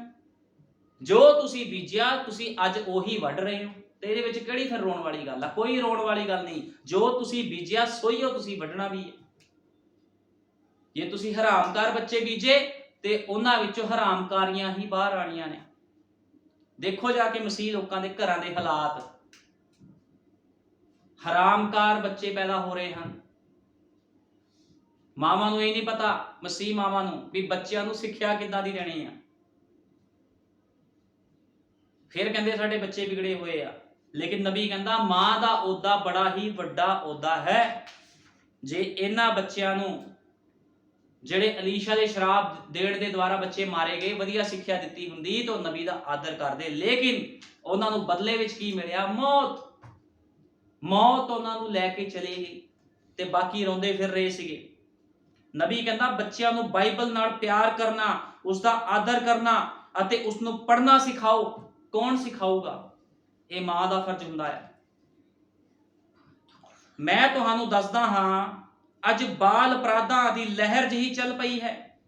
ਕਹਿੰਦਾ ਬਾਲ ਅਪਰਾਧਾਂ ਦੀ ਲਹਿਰ ਚੱਲ ਪਈ ਹੈ ਅੱਜ ਸੰਸਾਰ ਦੇ ਵਿੱਚ। ਤੁਸੀਂ ਦੇਖੋ ਕਿੱਦਾਂ ਛੋਟੇ ਛੋਟੇ ਮੁੰਡੇ ਬਦਮਾਸ਼ ਬਣ ਗਏ, ਲੜਾਈਆਂ ਝਗੜੇ। ਕਿਉਂ? ਕਿਉਂਕਿ ਜੇ ਘਰੇ ਵਧੀਆ ਸਿੱਖਿਆ ਦਿੱਤੀ ਹੁੰਦੀ ਤੇ ਇਹੋ ਜਿਹੇ ਕੰਮ ਨਾ ਕਰਦੇ। ਔਰਤਾਂ ਨੂੰ ਆਪਣੇ ਬੱਚਿਆਂ ਲਈ ਬਾਈਬਲ ਪੜ੍ਹਨੀ ਚਾਹੀਦੀ ਹੈ। ਨਬੀ ਕਹਿੰਦਾ ਔਰਤਾਂ ਨੂੰ ਕੀ ਕਰਨਾ ਚਾਹੀਦਾ? ਆਪਣੇ ਬੱਚਿਆਂ ਲਈ ਬਾਈਬਲ ਪੜ੍ਹਨੀ ਚਾਹੀਦੀ ਹੈ। ਤੁਹਾਡੇ ਵਿੱਚੋਂ ਕੁਝ ਔਰਤਾਂ ਨੂੰ ਤਾਂ ਆਪਣੇ ਘਰ ਵਿੱਚ ਆਪਣੇ ਬੱਚਿਆਂ ਦੇ ਨਾਲ ਹੋਣਾ ਚਾਹੀਦਾ ਹੈ ਅਤੇ ਤੁਹਾਨੂੰ ਉਹਨਾਂ ਦੇ ਲਈ ਬਾਈਬਲ ਪੜ੍ਹਨੀ ਚਾਹੀਦੀ ਹੈ। ਹੁਣ ਬੱਚੇ ਬਾਈਬਲ ਨਹੀਂ ਪੜ੍ਹ ਸਕਦੇ ਤੇ ਮਾਂ ਨੂੰ ਚਾਹੀਦਾ ਉਹ ਬਾਈਬਲ ਪੜ੍ਹੇ। ਪਰ ਤੁਸੀਂ ਤਾਂ ਕੁਝ ਅਲੱਗ ਕਰਦੀਆਂ ਹੋ। ਖੁਦਾ ਨੇ ਤੁਹਾਨੂੰ ਇੱਕ ਨੌਕਰੀ ਦਿੱਤੀ ਹੈ, ਉਹ ਹੈ ਕਿ ਤੁਸੀਂ ਉਹਨਾਂ ਬੱਚਿਆਂ ਦੀ ਦੇਖਭਾਲ ਕਰੋ। ਤੁਸੀਂ ਉਹਨਾਂ ਨੂੰ ਖੁਦਾ ਦੀਆਂ ਗੱਲਾਂ ਸਿਖਾਓ। ਭਾਈ ਬ੍ਰਾਨਮ ਕਹਿੰਦੇ ਮਾਂ ਨੂੰ ਇੱਕ ਨੌਕਰੀ ਦਿੱਤੀ ਆ, ਉਹ ਬੱਚਿਆਂ ਨੂੰ ਵਧੀਆ ਸਿੱਖਿਆ ਦੇਵੇ, ਉਹਨਾਂ ਨੂੰ ਬਾਈਬਲ ਪੜ੍ਹਨੀ ਸਿਖਾਵੇ, ਕਿਉਂਕਿ ਮਾਂ ਨੂੰ ਇੱਕ ਡਿਊਟੀ ਦਿੱਤੀ ਗਈ ਹੈ। ਨਬੀ ਕਹਿੰਦਾ ਬਾਈਬਲ ਦੇ ਵਿੱਚ 4 ਇੰਜੀਲਾਂ ਹਨ, ਮੱਤੀ, ਮਰਕੁਸ, ਲੂਕਾ ਤੇ ਯਹੂਨਾ। ਲੇਕਿਨ ਭਾਈ ਬ੍ਰਾਨਮ ਨੇ ਕਿਹਾ ਮਾਂ 5ਵੀਂ ਅੰਜੀਲ ਹੈ। ਮੱਤੀ, ਮਰਕੁਸ, ਲੂਕਾ, ਯਹੂਨਾ 4 ਇੰਜੀਲਾਂ ਤੇ 5ਵੀਂ ਅੰਜੀਲ ਮਾਂ ਹੈ। ਕਿਉਂਕਿ ਜਦੋਂ ਬੱਚਾ ਪੈਦਾ ਹੁੰਦਾ 2 ਮਹੀਨੇ ਦਾ 4 ਮਹੀਨੇ ਦਾ ਹੁੰਦਾ ਉਹ ਬਾਈਬਲ ਨਹੀਂ ਪੜ੍ਹਦਾ, ਉਹ ਮੱਤੀ, ਮਰਕੁਸ, ਲੂਕਾ, ਯਹੂਨਾ ਨਹੀਂ ਪੜ੍ਹ ਸਕਦਾ। ਲੇਕਿਨ ਮਾਂ ਉਹਨੂੰ ਪੜ੍ਹਨਾ ਸਿਖਾਉਂਦੀ ਆ, ਮਾਂ ਉਹਨੂੰ ਸਿੱਖਿਆ ਦਿੰਦੀ ਆ। ਤੇ ਸਭ ਤੋਂ ਵੱਡੀ ਸਿੱਖਿਅਕ ਜਿਹੜੀ ਹੈ, ਅਧਿਆਪਕ ਜੋ ਟੀਚਰ ਹੈ ਇਸ ਸੰਸਾਰ ਦੇ ਵਿੱਚ, ਨਬੀ ਕਹਿੰਦਾ ਉਹ ਇੱਕ ਪਵਿੱਤਰ ਆਤਮਾ ਪਾਈ ਹੋਈ ਮਾਂ ਹੈ। ਕਿਉਂਕਿ ਪਵਿੱਤਰ ਆਤਮਾ ਪਾਈ ਹੋਈ ਮਾਂ ਹੀ ਆਪਣੇ ਬੱਚਿਆਂ ਨੂੰ ਵਧੀਆ ਨਮੂਨਾ ਬਣਾ ਸਕਦੀ ਹੈ, ਸਾਰੀਆਂ ਮਾਵਾਂ ਨਹੀਂ ਬਣਾ ਸਕਦੀਆਂ।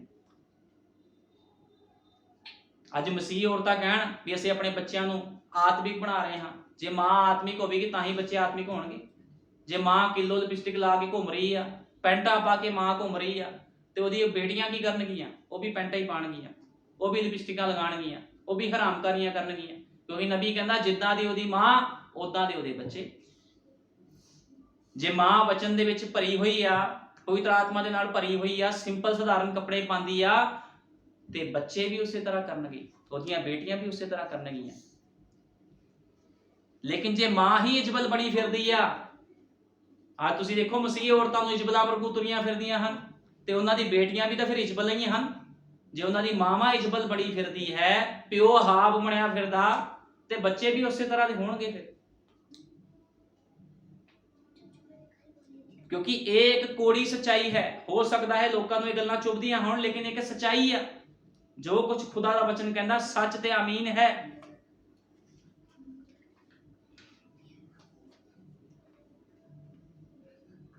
ਨਬੀ ਕਹਿੰਦਾ ਹੋ ਸਕਦਾ ਹੈ ਕਿ ਤੁਸੀਂ ਜੀਵਨ ਵਿੱਚ ਕੋਈ ਵੱਡੇ ਵੱਡੇ ਕੰਮ ਨਾ ਕੀਤੇ ਹੋਣ, ਪਰ ਇਹੀ ਉਹ ਸਭ ਤੋਂ ਵੱਡਾ ਕੰਮ ਹੈ ਜੋ ਤੁਸੀਂ ਕੀਤਾ ਹੈ। ਤੁਸੀਂ ਆਪਣੇ ਬੱਚਿਆਂ ਦਾ ਸੁਧਾਰ ਕਰਦੇ ਹੋ, ਉਹਨਾਂ ਨੂੰ ਪ੍ਰਾਰਥਨਾ ਕਰਨੀ ਸਿਖਾਉਂਦੇ ਹੋ, ਖੁਦਾ ਦੇ ਵਚਨ ਵਿੱਚ ਰੱਖਦੇ ਹੋ, ਸਭ ਤੋਂ ਵੱਡਾ ਕੰਮ ਇਹੀ ਆ। ਜ਼ਰੂਰੀ ਨਹੀਂ ਕਿ ਤੁਸੀਂ ਦੁਨੀਆ 'ਚ ਕੋਈ ਵੱਡਾ ਕੰਮ ਨਾ ਕੀਤਾ ਹੋਵੇ, ਸਭ ਤੋਂ ਵੱਡਾ ਕੰਮ ਇਹੀ ਆ ਤੁਹਾਡੇ ਬੱਚੇ ਆਤਮਿਕ ਬਣਨ। ਮੈਂ ਇਸ ਗੱਲ ਦੀ ਪਰਵਾਹ ਨਹੀਂ ਕਰਦਾ ਹਾਂ ਕਿ ਬੱਚੀ ਦੀ ਦੇਖਭਾਲ ਕਿੰਨੇ ਵਧੀਆ ਘਰ ਵਿੱਚ ਹੋਈ ਹੈ। ਭਾਈ ਬ੍ਰੈਨਮ ਨੇ ਕਿਹਾ ਮੈਂ ਇਸ ਗੱਲ ਦੀ ਪਰਵਾਹ ਨਹੀਂ ਕਰਦਾ ਵੀ ਕਿੰਨੇ ਕੁ ਵਧੀਆ ਘਰ 'ਚ, ਅਮੀਰ ਘਰ ਦੇ ਵਿੱਚ ਉਹਦੀ ਦੇਖਭਾਲ ਹੋਈ ਹੈ, ਅਤੇ ਉਸ ਨੂੰ ਚੰਗੇ ਤੇ ਭਲੇ ਕੰਮ ਕਰਨਾ ਕਿੰਨਾ ਵੱਧ ਸਿਖਾਇਆ ਗਿਆ ਹੈ। ਜੇ ਬੱਚੇ ਨੇ ਨਵੇਂ ਸਿਰੇ ਤੋਂ ਲਏ ਜਾਣ ਵਾਲੇ ਜਨਮ ਦਾ ਅਨੁਭਵ ਹਾਸਲ ਨਹੀਂ ਕੀਤਾ ਤਾਂ ਉਹ ਰਾਤ ਦਿਨ ਸੰਗੀਤ ਉਸ ਨੂੰ ਤੁਰੰਤ ਹੀ ਆਕਰਸ਼ਿਤ ਕਰ ਦੇਵੇਗਾ। ਕਹਿੰਦਾ ਜੇ ਨਵੇਂ ਜਨਮ ਦਾ ਉਹਨੂੰ ਕੁਝ ਪਤਾ ਨਹੀਂ ਹੈ, ਬੈਪਟਾਈਜ਼ ਦਾ ਉਹਨੂੰ ਕੁਝ ਨਹੀਂ ਪਤਾ ਵੀ ਨਵਾਂ ਜਨਮ ਕੀ ਹੈ, ਤੇ ਸੰਸਾਰ ਦੇ ਵਿੱਚ ਕੋਈ ਵੀ ਸੰਗੀਤ ਉਹਨੂੰ ਕੀ ਆਕਰਸ਼ਿਤ ਕਰ ਸਕਦਾ ਹੈ। ਜਿਵੇਂ ਇਹ ਉਸ ਨੂੰ ਸੁਣਦਾ ਹੈ, ਕਿਉਂਕਿ ਉਸ ਦੇ ਅੰਦਰ ਇੱਕ ਦੁਨਿਆਵੀ ਆਤਮਾ ਹੁੰਦੀ ਹੈ ਜੋ ਕਿ ਉਸ ਦੇ ਅੰਦਰ ਇੱਕ ਸੁਭਾਵਿਕ ਤੌਰ ਤੇ ਪੈਦਾ ਹੋ ਜਾਂਦੀ ਹੈ। ਅੱਜ ਸ਼ੈਤਾਨ ਦੀ ਤਾਕਤ ਇੰਨੀ ਜ਼ਿਆਦਾ ਜ਼ਬਰਦਸਤ ਹੈ। ਤੁਸੀਂ ਦੇਖੋ ਜੇ ਬੱਚੇ ਨੂੰ ਤੁਸੀਂ ਇੱਕ ਆਤਮਿਕ ਲੈਵਲ ਤੱਕ ਨਹੀਂ ਲਿਜਾ ਰਹੇ, ਉਹਨੂੰ ਖੁਦਾ ਦਾ ਸਹੀ ਵਚਨ ਨਹੀਂ ਸਿਖਾ ਰਹੇ ਹੋ, ਤੇ ਉਹਨੂੰ ਸੰਸਾਰ ਦੀ ਚੀਜ਼ਾਂ ਆਕਰਸ਼ਿਤ ਕਰ ਸਕਦੀਆਂ। ਕਿਉਂਕਿ ਨਬੀ ਕਹਿੰਦਾ ਸ਼ੈਤਾਨ ਦੀ ਤਾਕਤ ਇੰਨੀ ਜ਼ਬਰਦਸਤ ਹੈ, ਉਹ ਛੋਟੇ ਬੱਚੇ ਦੀ ਉਸ ਆਤਮਾ ਨੂੰ ਤੁਰੰਤ ਹੀ ਪਕੜ ਲੈਂਦੀ ਹੈ। ਉਹ ਆਤਮਾ ਪਕੜ ਲੈਂਦੀ ਹੈ, ਫਿਰ ਸ਼ੈਤਾਨ ਦੀ ਜਿਹੜੀ ਆਤਮਾ ਹੁੰਦੀ ਆ ਉਹ ਪਕੜ ਲੈਂਦੀ ਹੈ ਬੱਚਿਆਂ ਨੂੰ, ਕਿਉਂਕਿ ਇੰਨੀ ਜ਼ਿਆਦਾ ਜ਼ਬਰਦਸਤ ਉਹਦੇ ਵਿੱਚ ਪਾਵਰ ਹੈ ਸ਼ੈਤਾਨ ਦੇ ਵਿੱਚ। ਕਿੱਦਾਂ ਉਹ ਲੋਕਾਂ ਨੂੰ ਆਕਰਸ਼ਿਤ ਕਰ ਲੈਂਦਾ ਆ ਮਿਊਜ਼ਿਕ ਦੇ ਦੁਆਰਾ, ਸੰਗੀਤ ਦੇ ਦੁਆਰਾ, ਹਾਲੀਵੁੱਡ ਬਾਲੀਵੁੱਡ ਗਾਣਿਆਂ ਦੇ ਦੁਆਰਾ। ਕਿੱਦਾਂ ਲੋਕ ਆਕਰਸ਼ਿਤ ਹੋ ਜਾਂਦੇ ਆ, ਖੁਦਾ ਦੇ ਵਚਨ ਨੂੰ ਭੁੱਲ ਜਾਂਦੇ ਆ। ਹੁਣ ਮੈਂ ਇਹ ਗੱਲ ਤੁਸਾਂ ਮਾਵਾਂ ਦੇ ਲਈ ਕਹਿ ਰਿਹਾ ਹਾਂ ਜੋ ਇਸ ਸਵੇਰ ਇੱਥੇ ਹਨ, ਜੋ ਕਿ ਅਸਲੀ ਸੱਚੀ ਮਾਂ ਹੈ। ਤੁਹਾਡੇ ਵਿੱਚੋਂ ਹਰੇਕ ਅਸਲੀ ਸੱਚੀ ਮਾਂ ਰਹੀ ਹੈ, ਅਤੇ ਮੈਂ ਤੁਹਾਨੂੰ ਕੋਈ ਗੱਲ ਦੱਸਦਾ ਹਾਂ, ਖੁਦਾ ਤੁਹਾਨੂੰ ਬਰਕਤ ਦੇਵੇ। ਮੈਂ ਸੋਚਦਾ ਹਾਂ ਕਿ ਤੁਸੀਂ 5ਵੀਂ ਅੰਜੀਲ ਹੋ। ਭਾਈ ਬ੍ਰੈਨਮ ਕਹਿੰਦੇ ਮੈਂ ਤੁਹਾਨੂੰ ਇੱਕ ਗੱਲ ਦੱਸਣੀ ਚਾਹੁੰਦਾ ਇੱਕ ਸੱਚੀ ਮਾਂ ਨੂੰ, ਵੀ ਤੁਸੀਂ 5ਵੀਂ ਅੰਜੀਲ ਹੋ, ਕਿਉਂਕਿ ਬਾਈਬਲ ਵਿੱਚ 4 ਅੰਜੀਲਾਂ ਹਨ, ਲੇਕਿਨ 5ਵੀਂ ਅੰਜੀਲ ਕੀ ਆ? ਇੱਕ ਸੱਚੀ ਪਵਿੱਤਰ ਆਤਮਾ ਪਾਈ ਹੋਈ ਮਾਂ 5ਵੀਂ ਅੰਜੀਲ ਹੈ, ਨਬੀ ਕਹਿੰਦਾ। ਹੁਣ ਮੈਂ ਤੁਹਾਨੂੰ ਦੱਸਦਾ ਹਾਂ ਕਿ ਤੁਹਾਡੇ ਬੱਚਿਆਂ ਲਈ ਉਹ ਛੋਟੀ ਛੋਟੀ ਖਾਸ ਗੱਲਾਂ ਹਨ। ਹੋ ਸਕਦਾ ਹੈ ਕਿ ਮੈਂ ਇਸ ਦਾ ਅੱਜ ਪ੍ਰਚਾਰ ਵੀ ਕਰਾਂ। ਨਬੀ ਕਹਿੰਦਾ ਹੋ ਸਕਦਾ ਵੀ ਇਸ ਦਾ ਅੱਜ ਪ੍ਰਚਾਰ ਵੀ ਕੀਤਾ ਜਾਵੇ, ਕਿਉਂਕਿ ਨਬੀ ਨੇ ਜਦੋਂ ਇਹ ਸੰਦੇਸ਼ਾਂ ਨੂੰ ਪ੍ਰਚਾਰ ਕੀਤਾ, ਉਹਨੇ ਕਿਹਾ ਇਹਨਾਂ ਗੱਲਾਂ ਨੂੰ, ਉਹਨੇ ਕਿਹਾ ਵੀ ਇੱਕ ਜਿਹੜੀ ਮਾਂ ਹੁੰਦੀ ਹੈ ਉਹ 5ਵੀਂ ਅੰਜੀਲ ਹੁੰਦੀ ਆ। ਇਸ ਕਰਕੇ ਮਾਂ ਦਾ ਬਹੁਤ ਵੱਡਾ ਮਹੱਤਵ ਹੈ ਇਸ ਧਰਤੀ ਦੇ ਉੱਪਰ। ਯਾਦ ਰੱਖੋ ਜਦ ਮੂਸਾ ਇੱਕ ਛੋਟਾ ਮੁੰਡਾ ਸੀ, ਇਹ ਉਸਦੀ ਮਾਂ ਹੀ ਸੀ ਜਿਸਨੇ ਉਸ ਨੂੰ ਨਿਰਦੇਸ਼ ਦਿੱਤੇ ਸਨ। ਨਬੀ ਕਹਿੰਦਾ ਜਦੋਂ ਛੋਟਾ ਮੁੰਡਾ ਸੀ ਮੂਸਾ, ਕਿਹਨੇ ਸਿੱਖਿਆ ਦਿੱਤੀ ਉਹਨੂੰ? ਉਹਦੀ ਮਾਂ ਨੇ ਉਹਨੂੰ ਸਿੱਖਿਆ ਦਿੱਤੀ। ਉਹ ਇੱਕ ਧਰਮੀ ਮਾਂ ਸੀ ਜਿਸਨੇ ਮੂਸਾ ਨੂੰ ਆਪਣੀ ਗੋਦੀ ਵਿੱਚ ਲਿਆ ਤੇ ਉਸ ਨੂੰ ਕਿਹਾ ਮੂਸਾ। ਉਸਨੇ ਉਸ ਨੂੰ ਸਾਰੀਆਂ ਗੱਲਾਂ ਸਿਖਾਈਆਂ। ਕਿਉਂ ਸਿਖਾਈਆਂ? ਕਿਉਂਕਿ ਮੂਸਾ ਦੀ ਮਾਂ ਵੀ ਵਚਨ ਦੇ ਵਿੱਚ ਚੱਲਦੀ ਸੀ, ਉਹ ਸਰੀਰਕ ਨਹੀਂ ਸੀ। ਉਸਨੇ ਉਸ ਨੂੰ ਸਾਰੀਆਂ ਗੱਲਾਂ ਸਿਖਾਈਆਂ। ਉਹ ਉਸਦੀ ਸਿੱਖਿਅਕ ਸੀ, ਅਤੇ ਜਾਂ ਉਹ ਫਿਰੌਨ ਦੀ ਦੇਖ ਰੇਖ ਵੀ ਸੀ, ਉਸਦੀ ਉਸਾਸ ਸੀ। ਕਹਿੰਦਾ ਨਬੀ ਕਹਿੰਦਾ ਜਦੋਂ ਫਿਰੌਨ ਦੀ ਦੇਖ ਰੇਖ ਦੇ ਵਿੱਚ ਮੂਸਾ ਸੀ, ਤੇ ਉਹਨੂੰ ਸਿੱਖਿਆ ਦੇਣ ਵਾਲਾ ਕੌਣ ਸੀ? ਫਿਰੌਨ ਨਹੀਂ ਸੀ ਉਹਨੂੰ ਸਿੱਖਿਆ ਦੇਣ ਵਾਲਾ ਮੂਸਾ ਨੂੰ। ਮੂਸਾ ਫਿਰੌਨ ਦੀ ਦੇਖ ਰੇਖ ਦੇ ਵਿੱਚ ਤਾਂ ਸੀ, ਲੇਕਿਨ ਉਹਨੂੰ ਸਿੱਖਿਆ ਦੇਣ ਵਾਲਾ ਕੌਣ ਸੀ? ਉਸਦੀ ਮਾਂ ਸੀ, ਮੂਸਾ ਦੀ ਮਾਂ। ਅਤੇ ਕਿਹਾ, ਹੁਣ ਇਹ ਚੀਜ਼ਾਂ ਕਿਹਾ, ਮੂਸਾ ਤੂੰ ਕਿਸੇ ਦਿਨ ਇਜ਼ਰਾਈਲ ਦੇ ਬੱਚਿਆਂ ਨੂੰ ਛੁਡਾਉਣ ਜਾ ਰਿਹਾ ਹੈ। ਤੂੰ ਹੀ ਉਹ ਲੜਕਾ ਹੈ ਜਿਸ ਨੂੰ ਖੁਦਾ ਨੇ ਬੁਲਾਇਆ ਹੈ, ਤੂੰ ਆਪਣੇ ਆਪ ਨੂੰ ਇਸ ਸੰਸਾਰ ਨਾਲੋਂ ਪਾਕ ਸਾਫ ਰੱਖੀ, ਕਿਉਂਕਿ ਤੂੰ ਹੀ ਉਹ ਹੈ। ਉਹਦੀ ਮਾਂ ਨੇ ਕੀ ਕਿਹਾ ਵੀ ਤੈਨੂੰ ਖੁਦਾ ਨੇ ਕਿਸੇ ਖਾਸ ਮਕਸਦ ਦੇ ਲਈ ਭੇਜਿਆ ਆ, ਤੂੰ ਆਪਣੇ ਆਪ ਨੂੰ ਪਾਕ ਸਾਫ ਰੱਖਣਾ। ਤੇ ਪਵਿੱਤਰ ਆਤਮਾ ਪਾਈਆਂ ਹੋਈਆਂ ਮਾਵਾਂ ਵੀ ਅੱਜ ਕੀ ਕਰ ਰਹੀਆਂ ਹਨ, ਆਪਣੇ ਬੱਚਿਆਂ ਨੂੰ ਕਹਿੰਦੀਆਂ ਹਨ ਤੁਸੀਂ ਸੰਸਾਰ ਵਾਲੇ ਕੰਮ ਨਹੀਂ ਕਰਨੇ। ਤੁਸੀਂ ਦੇਖੋ ਮਸੀਹ ਲੋਕਾਂ ਦੇ ਘਰੇ ਜਾਓ, ਕਿੱਦਾਂ ਹਰਾਮਕਾਰੀਆਂ, ਡੀਜੇ, ਭੰਗੜੇ, ਫਿਰ ਉਹ ਕਹਿੰਦੇ ਅਸੀਂ ਮਸੀਹ ਆ, ਤੇ ਸ਼ੈਤਾਨੀ ਗਾਣਿਆਂ ਤੇ ਭੰਗੜੇ ਗੱਲ ਹੀ ਪੈਂਦੇ ਆ, ਫਿਰ ਤੁਸੀਂ ਮਸੀਹ ਹੋ। ਤੇ ਇਹ ਲੋਕ ਮਸੀਹ ਨਹੀਂ ਹਨ, ਇਹ ਲੋਕ ਨਾਮਧਾਰੀਏ ਹਨ। ਨਾਮਧਾਰੀ ਉਹਨੂੰ ਕਿਹਾ ਜਾਂਦਾ ਜਿਹੜਾ ਮਸੀਹ ਨੂੰ ਸਿਰਫ ਇਸਤੇਮਾਲ ਕਰਦਾ। ਅੱਜ ਲੋਕ ਕਹਿੰਦੇ ਨੇ ਅਸੀਂ ਪ੍ਰਭੂ ਨੂੰ ਪਿਆਰ ਕਰਦੇ। ਜੇ ਪ੍ਰਭੂ ਨੂੰ ਪਿਆਰ ਕਰਦੇ ਹੋ ਤੇ ਹੁਕਮਾਂ ਦੀ ਪਾਲਣਾ ਵੀ ਕਰੋ। ਲੇਕਿਨ ਦੇਖੋ ਮਸੀਹ ਲੋਕਾਂ ਦੇ ਘਰ ਕਿੱਦਾਂ ਗੰਦਗੀ ਚੱਲਦੀ ਹੈ, ਕਿਉਂਕਿ ਉਹ ਲੋਕ ਮਸੀਹ ਨਹੀਂ ਹਨ, ਉਹ ਲੋਕ ਨਾਮਧਾਰੀਏ, ਸਿਰਫ ਨਾਮ ਨੂੰ ਧਾਰਿਆ ਹੋਇਆ ਉਹਨਾਂ ਲੋਕਾਂ ਨੇ। ਅਸੀਂ ਅਜਿਹੀ ਕੋਈ ਥਾਂ ਨਹੀਂ ਜਾਣਦੇ ਜਿੱਥੇ ਉਹ ਇਹਨਾਂ ਗੱਲਾਂ ਨੂੰ ਸਿੱਖਣ ਲਈ ਅਤੇ ਸਿੱਖਿਆ ਲੈਣ ਲਈ ਕਦੇ ਗਿਆ ਹੋਵੇ। ਨਬੀ ਕਹਿੰਦਾ ਮੂਸਾ ਕਦੇ ਵੀ ਕੋਈ ਸਿੱਖਿਆ ਲੈਣ ਲਈ ਕਿਸੇ ਸਥਾਨ ਵਿੱਚ ਨਹੀਂ ਗਿਆ, ਉਹ ਤਾਂ ਫਿਰੌਨ ਦੇ ਮਹਿਲ ਵਿੱਚ ਹੀ ਰਹਿੰਦਾ ਸੀ, ਜੋ ਕਿ ਇੱਕ ਘਰ ਪਰਿਵਾਰ ਮੂਰਤੀ ਪੂਜਕ ਸੀ। ਨਬੀ ਕਹਿੰਦਾ ਉਹ ਘਰ ਪਰਿਵਾਰ ਕੀ ਸੀ? ਮੂਰਤੀ ਪੂਜਕ ਸੀ। ਉੱਥੇ ਮੂਸਾ ਰਹਿੰਦਾ ਸੀ, ਪਰ ਉਸਦੀ ਮਾਂ ਨੇ ਉਸਨੂੰ ਸਿੱਖਿਆ ਦਿੱਤੀ। ਕਿਹਨੇ ਸਿੱਖਿਆ ਦਿੱਤੀ? ਮਾਂ ਨੇ।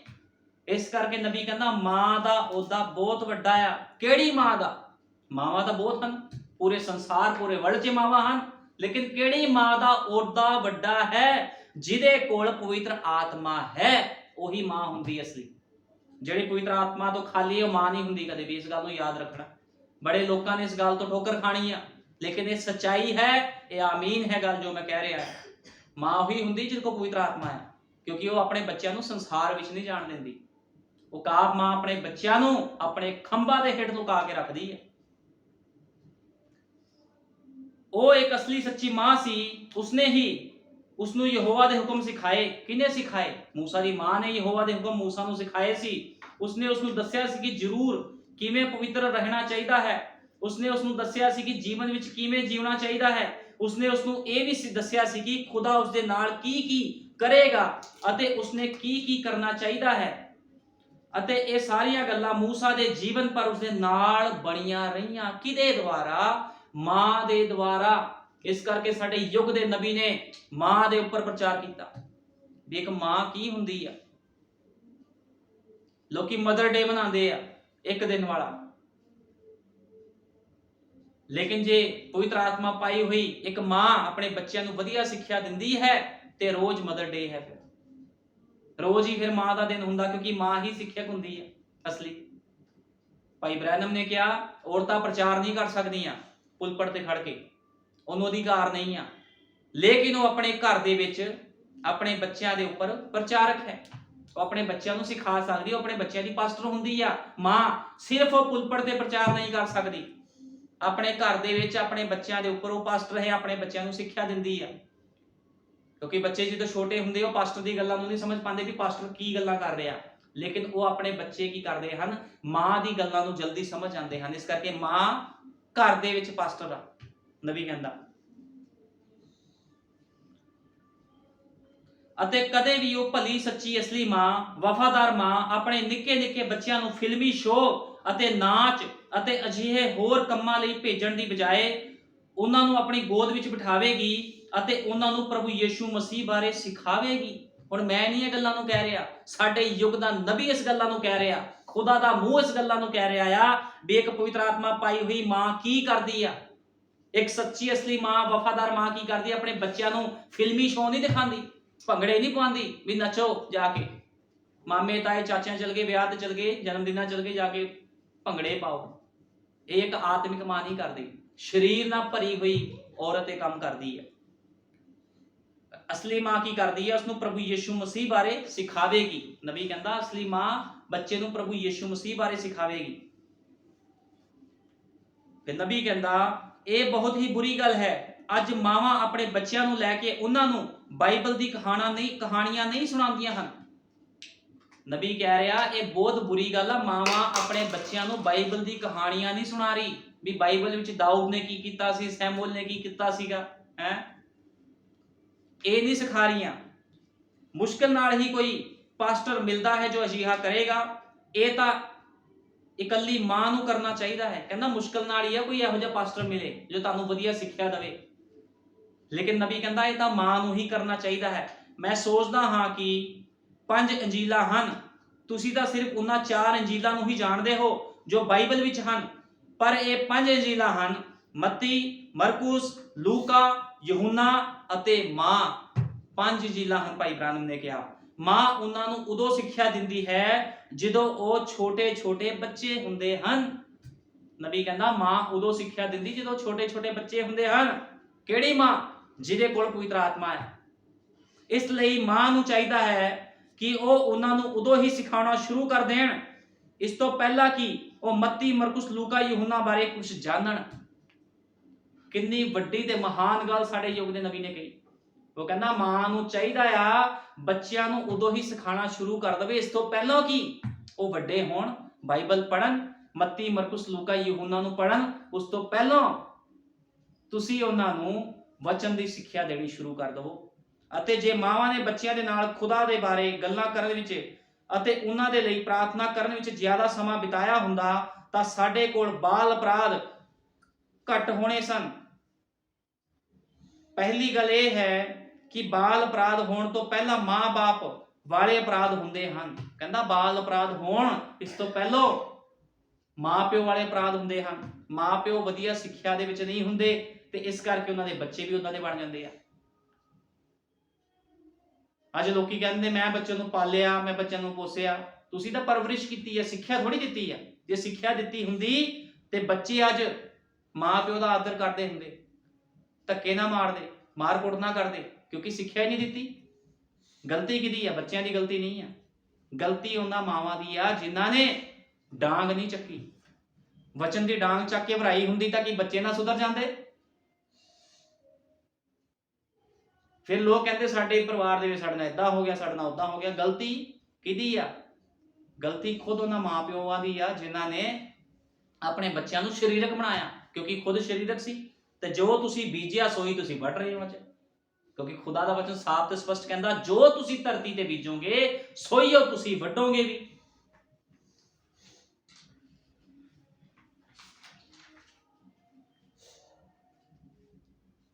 ਹੁਣ ਨਬੀ ਨੇ ਕਿਹਾ ਟੈਲੀਵਿਜ਼ਨ, ਮੂਵੀ, ਸ਼ੋ, ਗੰਦੇ ਭੱਦੇ ਅਸ਼ਲੀਲ ਪ੍ਰੋਗਰਾਮ ਟੀਵੀ ਤੇ ਦਿਖਾਏ ਜਾਂਦੇ ਹਨ।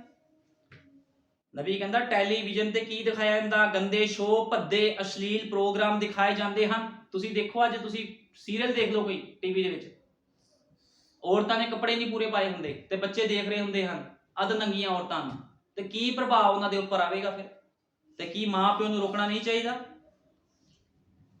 ਅਤੇ ਉਹੀ ਉਹਨਾਂ ਦੇ ਲਈ ਨਮੂਨਾ ਬਣ ਜਾਂਦੇ ਹਨ। ਨਬੀ ਕਹਿੰਦਾ ਬੱਚਿਆਂ ਲਈ ਨਮੂਨਾ ਕੀ ਬਣ ਜਾਂਦਾ? ਉਹ ਜੋ ਦੇਖਦਾ ਫਿਰ ਉਹਦੇ ਰੱਟੀ ਜਾਂਦਾ ਨਾਮ, ਉਹਦਾ ਹੀ ਨਾਮ ਉਹਨੇ ਰੱਟੀ ਜਾਣਾ। ਅੱਜ ਅਸੀਂ ਆਪਣੇ ਛੋਟੇ ਛੋਟੇ ਬੱਚਿਆਂ ਤੇ ਨਿਗਾਹ ਲਗਾ ਕੇ ਰੱਖੀਏ, ਅਸੀਂ ਆਪਣੀ ਕੁੜੀਆਂ ਤੇ ਨਿਗਾਹ ਲਗਾ ਕੇ ਰੱਖੀਏ। ਸਕੂਲੋਂ ਬਾਹਰ ਆ ਰਹੇ ਉਹਨੇ ਛੋਟੇ ਬੱਚਿਆਂ ਵੱਲ ਵੇਖੋ, 6, 7, 8 ਸਾਲ ਦੇ ਵੀ ਨਹੀਂ ਹੁੰਦੇ ਹਨ ਅਤੇ ਸਿਗਰਟਾਂ ਫੂਕਣੀਆਂ ਸ਼ੁਰੂ ਕਰਦੇ ਹੁੰਦੇ। ਨਬੀ ਕਹਿੰਦਾ ਅਸੀਂ ਬੱਚਿਆਂ ਨੂੰ ਦੇਖੋ, 6, 7, 8 ਸਾਲ ਦੇ ਬੱਚੇ ਸਕੂਲ ਤੋਂ ਬਾਹਰ ਆ ਕੇ ਸਿਗਰਟਾਂ ਫੂਕਦੇ ਆ, ਕਈ ਬੀਅਰ ਪੀਂਦੇ ਆ। ਕਿਉਂ?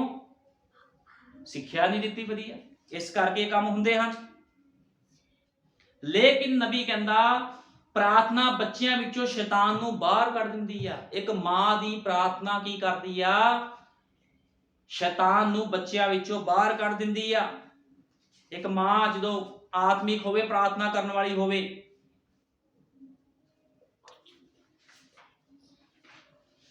ਬੱਚੇ ਦੀ ਦੇਖਭਾਲ ਗਲਤ ਮਾਹੌਲ ਵਿੱਚ ਕੀਤੀ ਜਾਂਦੀ ਹੈ। ਹੁਣ ਨਬੀ ਕਹਿੰਦਾ ਬੱਚਿਆਂ ਦੀ ਦੇਖਭਾਲ ਕਾਹਦੇ ਵਿੱਚ ਕੀਤੀ ਜਾਂਦੀ ਆ? ਗਲਤ ਮਾਹੌਲ ਦੇ ਵਿੱਚ ਕੀਤੀ ਜਾਂਦੀ ਆ। ਹੁਣ ਅਸੀਂ ਅਹਾਬ ਅਤੇ ਇਜਬਲ ਦੇ ਪੁੱਤਰ ਵੱਲ ਵੇਖੀਏ। ਅਹਾਬ ਅਤੇ ਇਜਬਲ ਦਾ ਜਿਹੜਾ ਬੇਟਾ ਸੀਗਾ, ਨਬੀ ਕਹਿੰਦਾ ਉਹ ਇੱਕ ਸ਼ਰਾਪਿਤ ਪਰਿਵਾਰ ਵਿੱਚੋਂ ਆਇਆ ਸੀ।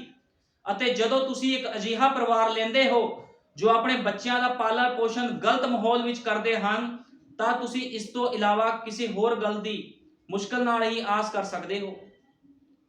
ਗਲਤ ਮਾਹੌਲ ਦੇ ਵਿੱਚ ਪਰਵਰਿਸ਼ ਜੇ ਤੁਸੀਂ ਆਪਣੇ ਬੱਚਿਆਂ ਦੀ ਕਰਦੇ ਹੋ ਤੇ ਤੁਹਾਨੂੰ ਫਿਰ ਖਮਿਆਜਾ ਤਾਂ ਭੁਗਤਣਾ ਹੀ ਪੈਣਾ ਆ। ਫਿਰ ਲੋਕ ਕਹਿੰਦੇ ਸਾਡੇ ਨਾਲ ਏਦਾਂ ਹੋ ਗਿਆ, ਸਾਡੇ ਨਾਲ ਉਦਾਂ ਹੋ ਗਿਆ। ਲੇਕਿਨ ਨਬੀ ਕੀ ਕਹਿ ਰਿਹਾ? ਨਬੀ ਕਹਿੰਦਾ ਕਿ ਸ਼ਰਾਬਤ ਪਰਿਵਾਰ ਵਿੱਚੋਂ ਬੱਚਾ ਆਇਆ ਸੀ, ਅਹਾਬ ਤੇਜਬਲ ਦਾ। ਇਹਦਾ ਤੁਸੀਂ ਵਚਨ ਵਿੱਚੋਂ ਬਾਹਰ ਹੋ ਕੇ ਵਿਆਹ ਕਰਵਾਉਂਦੇ ਹੋ, ਵਚਨ ਤੋਂ ਬਾਹਰ ਹੋ ਕੇ ਕੰਮ ਕਰਦੇ ਹੋ, ਤਾਂ ਤੁਹਾਡੀ ਜਿਹੜਾ ਬੀਜ ਹੈ ਜੋ ਤੁਸੀਂ ਉਤਪੰਨ ਕਰ ਰਹੇ ਹੋ, ਜੋ ਤੁਹਾਡੇ ਬੱਚੇ ਹਨ, ਉਹ ਵੀ ਤਾਂ ਫਿਰ ਉਦਾਂ ਦੇ ਉਤਪੰਨ ਹੋਣੇ ਆ। ਜੇ ਮਾਂ ਪੈਂਟਾ ਪਾਉਣ ਵਾਲੀ ਆ ਤੇ ਕੁੜੀ ਵੀ ਪੈਂਟਾ ਪਾਉਣ ਵਾਲੀ ਹੋਵੇਗੀ। ਜੇ ਮਾਂ ਕਿਲੋ ਲਿਪਸਟਿਕ ਲਗਾਉਣ ਵਾਲੀ ਆ, ਇਜਬਲ ਵਰਗੂ ਮੇਕਅਪ ਕਰਕੇ ਬਾਲੀਆਂ ਲਾ ਕੇ ਆਪਣੇ ਆਪ ਨੂੰ ਕਹਿੰਦੀ ਮੈਂ ਆਤਮਿਕ ਆ, ਤੇ ਉਹਦੀ ਬੇਟੀਆਂ ਵੀ ਫਿਰ ਉਸੇ ਤਰ੍ਹਾਂ ਹੋਣਗੀਆਂ। ਜੇ ਪਿਓ ਗਾਲਾਂ ਕੱਢਣ ਵਾਲਾ ਹੈ, ਸ਼ਰਾਬ ਪੀਣ ਵਾਲਾ ਹੈ, ਹਰਾਮਕਾਰੀਆਂ ਕਰਨ ਵਾਲਾ ਹੈ, ਤੇ ਜ਼ਰੂਰ ਹੈ ਉਹਦੇ ਬੱਚੇ ਵੀ ਉਸੇ ਤਰ੍ਹਾਂ ਦੇ ਹੋਣਗੇ, ਕਿਉਂਕਿ ਤੁਸੀਂ ਸਿੱਖਿਆ ਹੀ ਉਹੀ ਦਿੱਤੀ ਉਹਨਾਂ ਨੂੰ। ਜਿੱਦਾਂ ਦੀ ਤੁਸੀਂ ਖੁਰਾਕ ਦਿੱਤੀ, ਉਹੀ ਖੁਰਾਕ ਲੈ ਕੇ ਉਹ ਵੱਡੇ ਹੋ ਗਏ। ਤੇ ਇਹਦੇ ਵਿੱਚ ਕਸੂਰ ਕਿਸ ਦਾ ਹੈ? ਇਸ ਦੇ ਵਿੱਚ ਕਸੂਰ ਮਾਂ ਪਿਓ ਦਾ ਹੁੰਦਾ ਆ। ਠੀਕ ਹੈ, ਇਸ ਗੱਲ ਨੂੰ ਹਮੇਸ਼ਾ ਯਾਦ ਰੱਖਣਾ ਹੈ। ਲੇਕਿਨ ਮੈਂ ਤੁਹਾਨੂੰ ਦੱਸਣਾ ਚਾਹੁੰਦਾ, ਸਾਡਾ ਯੁੱਗ ਦਾ ਨਬੀ ਕਹਿੰਦਾ ਖੁਦਾ ਅਨੰਤ ਹੈ, ਸਾਡਾ ਪ੍ਰਭੂ ਯਿਸੂ ਮਸੀਹ ਅਨੰਤ ਹੈ। ਜੇ ਤੁਸੀਂ ਖੁਦਾ ਦੇ ਅੱਗੇ ਪ੍ਰਾਰਥਨਾ ਕਰੋ, ਉਸ ਅਨੰਤ ਖੁਦਾ ਦੇ ਅੱਗੇ ਪ੍ਰਾਰਥਨਾ ਕਰੋ, ਸਭ ਕੁਝ ਕਰ ਸਕਦਾ ਹੈ। ਲੇਕਿਨ ਉਦੋਂ ਤੱਕ ਹੀ ਜਦੋਂ ਤੱਕ ਤੁਹਾਡੇ ਬੱਚੇ ਤੁਹਾਡੇ ਕੰਟਰੋਲ ਦੇ ਵਿੱਚ ਹਨ। ਲੇਕਿਨ ਜੇ ਉਹ ਦਰਖਤ ਬਣ ਗਏ, ਫਿਰ ਤੁਸੀਂ ਕੁਝ ਨਹੀਂ ਕਰ ਸਕਦੇ। ਇਸ ਲਈ ਉਸਦਾ ਆਤਮਾ ਮਰਦਾ ਨਹੀਂ। ਖੁਦਾ ਅਨੰਤ ਹੈ, ਇਸ ਲਈ ਉਸਦਾ ਆਤਮਾ ਮਰਦਾ ਨਹੀਂ ਹੈ। ਉਹ ਤਾਂ ਖੁਦਾ ਹੀ ਸੀ, ਉਸਨੇ ਆਪਣੇ ਆਪ ਨੂੰ ਪ੍ਰਗਟ ਕਰਨਾ ਸੀ, ਅਤੇ ਉਹ ਆਪਣਾ ਜਲਾਲ ਛੱਡ ਕੇ ਇੱਕ ਖੁਰਲੀ ਵਿੱਚ ਆ ਗਿਆ, ਅਤੇ ਉਸਨੇ ਮਰਨ ਲਈ ਇੱਕ ਪਾਪਮਈ ਦੇਹ ਧਾਰਨ ਕਰ ਲਈ, ਤਾਂ ਜੋ ਆਪਣੀ ਕਲੀਸਿਆ ਨੂੰ ਸੁਰੱਖਿਅਤ ਰੱਖੇ ਜਾਂ ਆਪਣੀ ਕਲੀਸਿਆ ਨੂੰ ਛਡਾਵੇ ਅਤੇ ਆਪਣੇ ਆਪ ਨਾਲ ਉਸਦਾ ਮੇਲ ਕਰਾਵੇ। ਹੁਣ ਖੁਦਾ ਇਸ ਧਰਤੀ ਤੇ ਕਿਉਂ ਆਇਆ ਸੀ? ਉਹ ਵੀ ਇੱਕ ਬੱਚਾ ਬਣ ਕੇ ਆਇਆ ਇਸ ਧਰਤੀ ਤੇ। ਜਦੋਂ ਇੱਕ ਛੋਟਾ ਬੱਚਾ ਸੀ, ਉਹ ਫੱਕੀ ਫਰੀਸੀਆਂ ਨਾਲ ਬਹਿਸ ਕਰ ਰਿਹਾ ਸੀਗਾ, ਵਚਨ ਦੇ ਉੱਪਰ ਗੱਲਬਾਤ ਹੋ ਰਹੀ ਸੀਗੀ, ਕਿਉਂਕਿ ਵਚਨ ਦੇ ਨਾਲੋਂ ਭਰਿਆ ਹੋਇਆ ਸੀ। ਲੇਕਿਨ ਤੁਸੀਂ ਅੱਜ ਦੇਖੋ, ਜਦੋਂ ਬੱਚੇ 8-10 ਸਾਲ 12 ਸਾਲ ਦੇ ਹੋ ਜਾਂਦੇ ਹਨ, ਤੇ ਫਿਰ ਕੀ ਹੁੰਦਾ ਆ? ਉਹ ਹਰਾਮਕਾਰੀਆਂ ਕਰਦੇ ਨੇ, ਵਚਨ ਵਾਲੀ ਕੋਈ ਗੱਲ ਉਹਨਾਂ ਦੇ ਅੰਦਰ ਨਹੀਂ ਹੁੰਦੀ। ਲੇਕਿਨ ਸਾਡਾ ਪ੍ਰਭੂ ਯਿਸੂ ਮਸੀਹ ਜਦੋਂ ਇਸ ਧਰਤੀ ਤੇ ਆਇਆ, ਉਹ ਆਪਣੇ ਬਚਪਨ ਦੇ ਵਿੱਚ ਆਪਣੇ ਖੁਦਾ ਦੇ ਕੰਮਾਂ ਨੂੰ ਕਰ ਰਿਹਾ ਸੀਗਾ, ਉਹ ਆਪਣੇ ਵਚਨ ਨੂੰ ਪੂਰਾ ਕਰ ਰਿਹਾ ਸੀ ਧਰਤੀ ਤੇ ਆ ਕੇ। ਤੇ ਜਿਹੜੇ ਖੁਦਾ ਦੇ ਬੱਚੇ ਹਨ, ਉਹ ਵੀ ਇਸ ਧਰਤੀ ਤੇ ਆ ਕੇ ਕੀ ਕਰਨਗੇ? ਖੁਦਾ ਦੇ ਵਚਨ ਨੂੰ ਹੀ ਪੂਰਾ ਕਰਨਗੇ, ਕਿਉਂਕਿ ਉਹਨਾਂ ਨੂੰ ਉਹਨਾਂ ਦੀ ਮਾਵਾਂ ਨੇ ਇਹੀ ਸਿੱਖਿਆ ਦਿੱਤੀ ਹੈ। ਔਰ ਨਬੀ ਕਹਿੰਦਾ, ਜੇਕਰ ਤੁਸੀਂ ਹਮੇਸ਼ਾ ਹੀ ਆਪਣੇ ਤੌਰ ਤਰੀਕਿਆਂ ਨਾਲ ਚੱਲਣਾ ਚਾਹੁੰਦੇ ਹੋ ਅਤੇ ਤੁਸੀਂ ਇਸ ਕਿਸਮ ਦੇ ਜਿੱਦੀ ਵਿਅਕਤੀ ਹੋ, ਤੁਸੀਂ ਹਮੇਸ਼ਾ ਹੀ ਸਭ ਕੁਝ ਆਪਣੇ ਹੀ ਤੌਰ ਤਰੀਕੇ ਨਾਲ ਕਰਨਾ ਚਾਹੁੰਦੇ ਹੋ, ਤਾਂ ਤੁਸੀਂ ਬਿਲਕੁਲ ਉਸਦੇ ਉਲਟ ਹੀ ਕਰੋ। ਤੁਹਾਡੇ ਕੋਲ ਜੋ ਕੁਝ ਵੀ ਹੈ, ਤੁਸੀਂ ਉਸਦੇ ਉਲਟੇ ਹੀ ਤੌਰ ਤਰੀਕੇ ਤੇ ਕਰੋ। ਜੇ ਤੁਸੀਂ ਖੁਦਗਰਜ਼ ਅਰਥਾਤ ਸਵਾਰਥੀ ਹੋ ਅਤੇ ਸਭ ਕੁਝ ਆਪਣੇ ਕੋਲ ਹੀ ਰੱਖਣਾ ਚਾਹੁੰਦੇ ਹੋ, ਤਾਂ ਤੁਸੀਂ ਦੂਜਿਆਂ ਨੂੰ ਉਸ ਨੂੰ ਦੇਣਾ ਸ਼ੁਰੂ ਕਰ ਦਿਓ। ਕਹਿੰਦਾ ਸਵਾਰਥੀ ਨਾ ਬਣੋ, ਜਿੱਦੀ ਨਾ ਬਣੋ। ਕਈ ਭੈਣ ਭਾਈ, ਕਈ ਲੋਕ ਬੜੇ ਜਿੱਦੀ ਹੁੰਦੇ ਆ, ਸਵਾਰਥੀ ਹੁੰਦੇ ਆ, ਜਿੱਦ ਤੇ ਅੜ ਜਾਂਦੇ ਆ। ਖੁਦਾ ਦੇ ਵਚਨ ਦਾ ਊੜਾ ਐੜਾ ਨਹੀਂ ਪਤਾ ਹੁੰਦਾ। ਲੇਕਿਨ ਖੁਦਾ ਦਾ ਵਚਨ ਕੀ ਕਹਿੰਦਾ ਸਾਨੂੰ? ਹਲੀਮ ਹੋ ਜਾਵੋ। ਕਿਹਦੇ ਅੱਗੇ? ਉਸ ਅਨੰਤ ਕਾਲ ਦੇ ਪਿਤਾ ਤੇ ਸ਼ਾਂਤੀ ਦੇ ਰਾਜਕੁਮਾਰ ਦੇ ਅੱਗੇ ਹਲੀਮ ਹੋ ਜਾਵੋ। ਤੁਹਾਡਾ ਜੀਵਨ ਖੁਦਾ ਨੂੰ ਸਮਰਪਿਤ ਹੋਵੇ। ਕਦੋਂ ਕੀ ਹੋ ਜਾਵੇਗਾ ਕੁਝ ਨਹੀਂ ਪਤਾ। ਕਿਹੜੇ ਮਨੁੱਖ ਦੀ ਕਦੋਂ ਮੌਤ ਹੋ ਜਾਵੇਗੀ, ਕਿਸ ਨੂੰ ਕੁਝ ਨਹੀਂ ਪਤਾ। ਇਸ ਕਰਕੇ ਜਿੰਨਾ ਵੀ ਤੁਸੀਂ ਸਮਾਂ ਇਸ ਧਰਤੀ ਤੇ ਜੀ ਰਹੇ ਹੋ, ਇੱਕ ਇੱਕ ਸੈਕਿੰਡ ਤੁਸੀਂ ਮਸੀਹ ਦੀ ਆਗਿਆਕਾਰੀ ਦੇ ਵਿੱਚ ਜੀਓ, ਤਾਂ ਤੁਸੀਂ ਉਸ ਸਥਾਨ ਨੂੰ ਪ੍ਰਾਪਤ ਕਰੋਗੇ, ਉਸ ਰੈਪਚਰ ਨੂੰ ਪ੍ਰਾਪਤ ਕਰੋਗੇ, ਜਿਹੜਾ ਸਥਾਨ ਖੁਦਾ ਨੇ ਆਪਣੇ ਬੱਚਿਆਂ ਲਈ ਰੱਖਿਆ। ਲੇਕਿਨ ਜੇ ਤੁਹਾਡਾ ਜੀਵਨ ਸਹੀ ਨਹੀਂ ਆ, ਚਾਹੇ ਉਹ ਕੋਈ ਬੱਚਾ ਹੋਵੇ, ਚਾਹੇ ਕੋਈ ਮਾਂ, ਚਾਹੇ ਕੋਈ ਪਿਓ ਹੋਵੇ, ਕੋਈ ਵੀ ਹੋਵੇ, ਜੇ ਤੁਹਾਡਾ ਜੀਵਨ ਮਸੀਹ ਦੇ ਵਚਨ ਵਿੱਚ ਸਹੀ ਨਹੀਂ ਆ, ਸਰੀਰ ਵਿੱਚ ਤੁਸੀਂ ਗਰੀਬ ਹੋ ਸਕਦੇ ਹੋ ਸਕਦਾ ਤੁਹਾਡੇ ਕੋਲ ਪਾਉਣ ਲਈ ਕੱਪੜੇ ਨਾ ਹੋਣ, ਤੁਹਾਡੇ ਕੋਲ ਪੈਰਾਂ 'ਚ ਪਾਉਣ ਲਈ ਜੁੱਤੀਆਂ ਨਾ ਹੋਣ, ਤੁਸੀਂ ਗਰੀਬ ਹੋਵੋ। ਲੇਕਿਨ ਜੇ ਤੁਸੀਂ ਵਚਨ ਦੇ ਨਾਲ ਭਰੇ ਹੋਏ ਹੋ ਤੇ ਤੁਸੀਂ ਮੁਬਾਰਕ ਹੋ, ਕਿਉਂਕਿ ਪੈਸਾ ਕਿਸ ਨੂੰ ਜੀਵਨ ਨਹੀਂ ਦਿੰਦਾ। ਅੱਜ ਹੈ ਕੀ ਆ ਸੰਸਾਰ ਵਿੱਚ? ਲੜਾਈ ਕਿਸ ਚੀਜ਼ ਦੀ ਆ? ਹਰ ਕਿਸ ਨੂੰ ਪੈਸਾ ਚਾਹੀਦਾ, ਲਾਲਚ।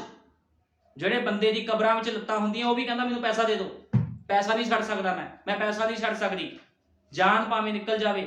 ਅੱਜ ਹਰ ਬੰਦਾ ਪੈਸੇ ਦੇ ਪਿੱਛੇ ਹੈ। ਕੀ ਕੋਈ ਇਹੋ ਜਿਹਾ ਮਰਿਆ ਹੋਇਆ ਭੈਣ ਭਾਈ ਹੈ ਜੋ ਖੁਦਾ ਦੇ ਵਚਨ ਦੇ ਪਿੱਛੇ ਚੱਲੇ? ਤੁਹਾਨੂੰ ਬਹੁਤ ਘੱਟ ਨਬੀ ਕਹਿੰਦਾ ਇਹੋ ਜਿਹੇ ਬੰਦੇ ਲੱਭਣਗੇ।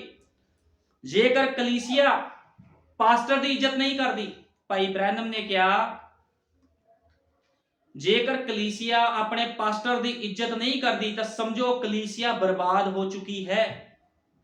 ਤੁਹਾਨੂੰ ਪਤਾ ਚਰਚਾਂ ਵਿੱਚ ਬੜੇ ਬੜੇ ਸਿਆਣੇ ਲੋਕ ਬੈਠੇ ਆ, ਉਹ ਕਹਿੰਦੇ ਪਾਸਟਰ ਨੂੰ ਕੀ ਪਤਾ, ਇਹ ਤਾਂ ਅਨਪੜ੍ਹ ਆ, ਇਸ ਤੋਂ ਜ਼ਿਆਦਾ ਅਸੀਂ ਜਾਣਦੇ ਬਾਈਬਲ ਨੂੰ, ਅਸੀਂ ਵੱਧ ਸੰਦੇਸ਼ ਪੜ੍ਹੇ ਆ। ਹੋ ਸਕਦਾ ਤੁਸੀਂ ਕਲੀਸਿਆ ਵਿੱਚ ਵੱਧ ਸੰਦੇਸ਼ ਪੜ੍ਹੇ ਹੋਣ, ਤੁਸੀਂ ਵਚਨ ਦਾ ਗਿਆਨ ਰੱਖਦੇ ਹੋ, ਲੇਕਿਨ ਸੇਵਕਾਈ ਕਿਹਨੂੰ ਪ੍ਰਦਾਨ ਕੀਤੀ ਆ? ਸੇਵਕ ਨੂੰ। ਤੁਹਾਨੂੰ ਨਹੀਂ ਦਿੱਤੀ ਗਈ ਸੇਵਕਾਈ।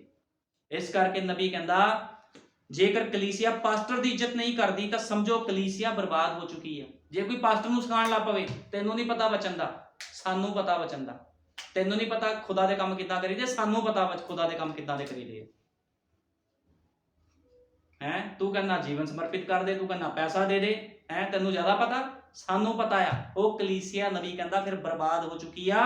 ਜੋ ਤੁਸੀਂ ਆਪਣੇ ਪਾਸਟਰ ਦੀ ਇੱਜ਼ਤ ਨਹੀਂ ਕਰਦੇ ਤਾਂ ਤੁਸੀਂ ਸਮਝੋ ਉਹ ਕਲੀਸਿਆ ਬਰਬਾਦ ਹੋ ਚੁੱਕੀ ਹੈ।